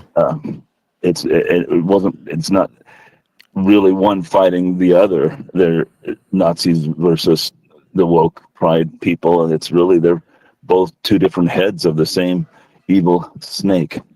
Yeah. But my attempt to change that was a picture of a very small David standing up in front of a large Goliath, and Goliath was holding a spear and David was holding his sling. And I asked ChatGPT to create a meme using this picture and replace the spear tip with the pride flag waving in the wind, and put in a Nazi armband around one of his arms, and then put a halo over David and replace his sling with the shepherd's crook. What's offensive about that? Nothing. I wanted it to have the words good versus evil. But Chat GPT, I tried 3 different times, removing certain parts of all that, and it just would not let it fly. I must be flagged. So you didn't pass their censorship? No. Well, 3 different attempts. Better luck next time. Well, that's what I'm calling in to see maybe Grok isn't so politically correct. I'm about to find out. Well, yeah. My wife is recommending trying Gemini AI to do that. Yeah. And most of them are all free. Yeah. You can get an upgrade in Grok and get it faster. Right. Oh yeah. At first ChatGPT wouldn't even let me do it. It says you have to log in for images. So unfortunately, I used my account that I do all the Rahimi Auto sales picks. Give Gemini a try. Well, if you get it done, just send it to me. Yeah. I want to see it. All right, buddy. Take care. Talk to you guys later. Bye-bye. Bye. The correspondence dinner is going to be tonight. Yes, that's right. Starts at 6 Eastern. Is it? It's like 3, I think. Yeah. I might want to tune in now. President Trump had never been to a correspondence as president, Right. because his first term wouldn't do it, and this last one was interrupted rudely by a guy with a gun. Yeah. Running down a hallway, shooting a cop in the chest. Yeah. Thankfully, he had a bulletproof vest on. Yeah. And it's a wonder that guy did not die at the scene. But they were able to capture him. I don't think he'll get out of it very, very quickly. It's not going back to the Hilton, though. Right. Yeah. It's going to the Waldorf Astoria. Now, the Waldorf Astoria is actually where the Trump was. It was the Trump. Trump actually made that into a hotel. Okay. And he had to sell it because everyone in D.C. was boycotting it. He was no longer president, and he sold it to Waldorf. But apparently, when he owned it, there was a lot of security put into it. So they got more security. The problem with it is it can only hold 1,300 guests. The Hilton could hold 4,000. Yeah. So there's not going to be as many people. I think there were like 2,500 at the Hilton when it was rudely interrupted. Well, there's probably a number of them are thinking twice about Going? Yeah. Well, it looks like there's a few backouts. Melania Trump won't be there. Vice President J.D. Vance won't be there. Marco Rubio, Secretary of State, won't be there. It's still going to have Kash Patel, the FBI director, and Homeland Security, Mark Wayne Mullen, Pete Hegseth with the War Department, Scott Besson with Treasury, and Howard Lutnick with Commerce Secretary attending. Yeah, well, they probably had a discussion about leaving half of the cabinet not Probably. there because of what happened last time. With Well, and they had to tone it down. I mean, everybody assassination. had to bring in less. I mean, it's going to have Right. it's going to have 1,200 less people overall going. But historically, it's always been held at the Washington Hilton. I guess they've got the big room. Yeah, but I guarantee it's going to be on TV, and they're going to all be watching. Now, President Trump had a speech that he was going to read. I wonder if it's changed. I mean, so much has happened, and I don't know, but he was probably going to roast the correspondence. Which that's what it is. It's kind of like a poke fun, but the correspondents, the people in the media, I think it's going to go beyond a joke. Usually, if they're going to talk about Trump, it's going to be nasty. I'm kind of surprised he's doing it. I don't think it's going to go well for some reason. Hopefully, I'm wrong. I wouldn't have advised it. The Carolyn Levitt made the announcement. She said in April, President Trump promised to finish the job and plan another White House Correspondents' dinner. And on Friday, we will deliver on that promise. We look forward to a great and fun evening celebrating 250 years of American greatness and a free press. Well, Trump wanted to go back in Right then and give the speech. They said, no, we can't. We opened up the doors, Yeah. and who knows who's in here. And they have policies. And Yeah. once that seal is broken, it's a rewrite. It's done. Yeah. I guess it's just it's I security see the policies. Secret whatever. Service looking at Trump is like, no, you're not. You're not going back out there. I think they'll stand their grounds when it's policy, and they'll Yeah. stick to the policy. Well, if it's something significant like that, I think Obviously. they'll bend to his whims on certain things, but not like that. Trump would not want a Secret Service that gave in to all his whims. No, he would not. Just like he doesn't want all yes people around No. the table. That would be dangerous. Yeah. You might as well not have Secret Service if don't worry about the policies, just do whatever my whim says. Right. He's smart enough not to do that. But he said he did fight for it Yeah. and was told no. And I know some people think, well, aren't you strong enough to make it? No. He's smart enough to not force, Yeah. I think is the deal. He says, and Trump said, I think I'm going to be probably very nice, which means he might not be. I'll be very boring the next time, but we're going to have a great evening. How many times do you think he's going to say fake news? More than once. Okay. And that hurts their feelings, I guess. Well, I've heard some commentators recently that have said, well, that's what they say. That truth, I truth hurts. I forget who it was. It was one of the CNN commentators that's no longer there that was talking about how he had to endure like going to a Trump rally. And he would say things like fake news and say things that then demonize us. And I was afraid. I was afraid because we had all these magnet people around me, and I had to rush to my car, and they were chanting, I was really scared. Well, truth Really? hurts. Really? Yeah. Well, And it should obviously it hit home that he is the fake news. He is the fake news. If he wasn't talking about him, he shouldn't have had any issues with it. when was I mean, are MAGA really, the militant ones, or is that Antifa? No, is it the it's left? I think. Antifa. It's the left. Yeah. And and Rubio's been coming out talking about that. Yeah, and every time you start talking about the radical left and Antifa and all the things, and Democrats come out, and their talking point is, well, it's on both sides. Yes, of course. It's Everybody on does both it. sides, and it's mostly on the right, and it's like, It's a lie. okay, give me an example. What are we talking about? Right. Yeah, and what is the only one they can come out with? Well, remember when Kyle Rittenhouse shot that guy? It's like, well, yeah, after he was attacked, of course he shot him. Yeah. After he ducked the skateboard and everything. Yeah, Yeah. They were trying to kill him. They were trying to take his gun away.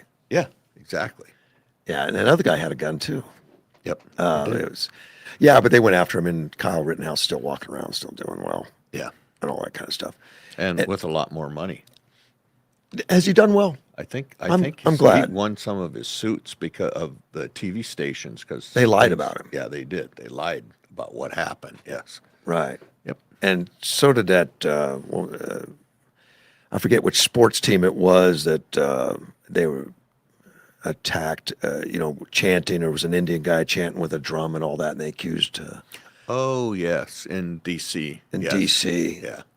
Those guys all did well. And Yeah. they got Well, demonized by the press. well, and that was that Indian guy was in his face, and he was just standing there. I can't remember his And name they either, but I guess the young man that was there smiled or something. Was smiling, just trying Yes. to keep calm. yeah, And they said he was smirking and mocking and all Yeah. that. No, he was just enjoying the day. He's not going to get upset. right. He was going to move on and all that. Weren't they accused of something? I don't remember what exactly what it was, but I remember that the press goes out of its way to really frame it totally different than reality. Right. I guess is what it is. Yeah. Well, Greg, we ran out of time. We've sat here Oh, for man. 3 hours, man. You need to go home and tell Nicole happy birthday I will. in person. I will. I already did, but I will again. Do it again. I will. I appreciate you coming in. Thanks so much. All right. I'll be back on Monday. Have a great weekend. This Mortgage One Studio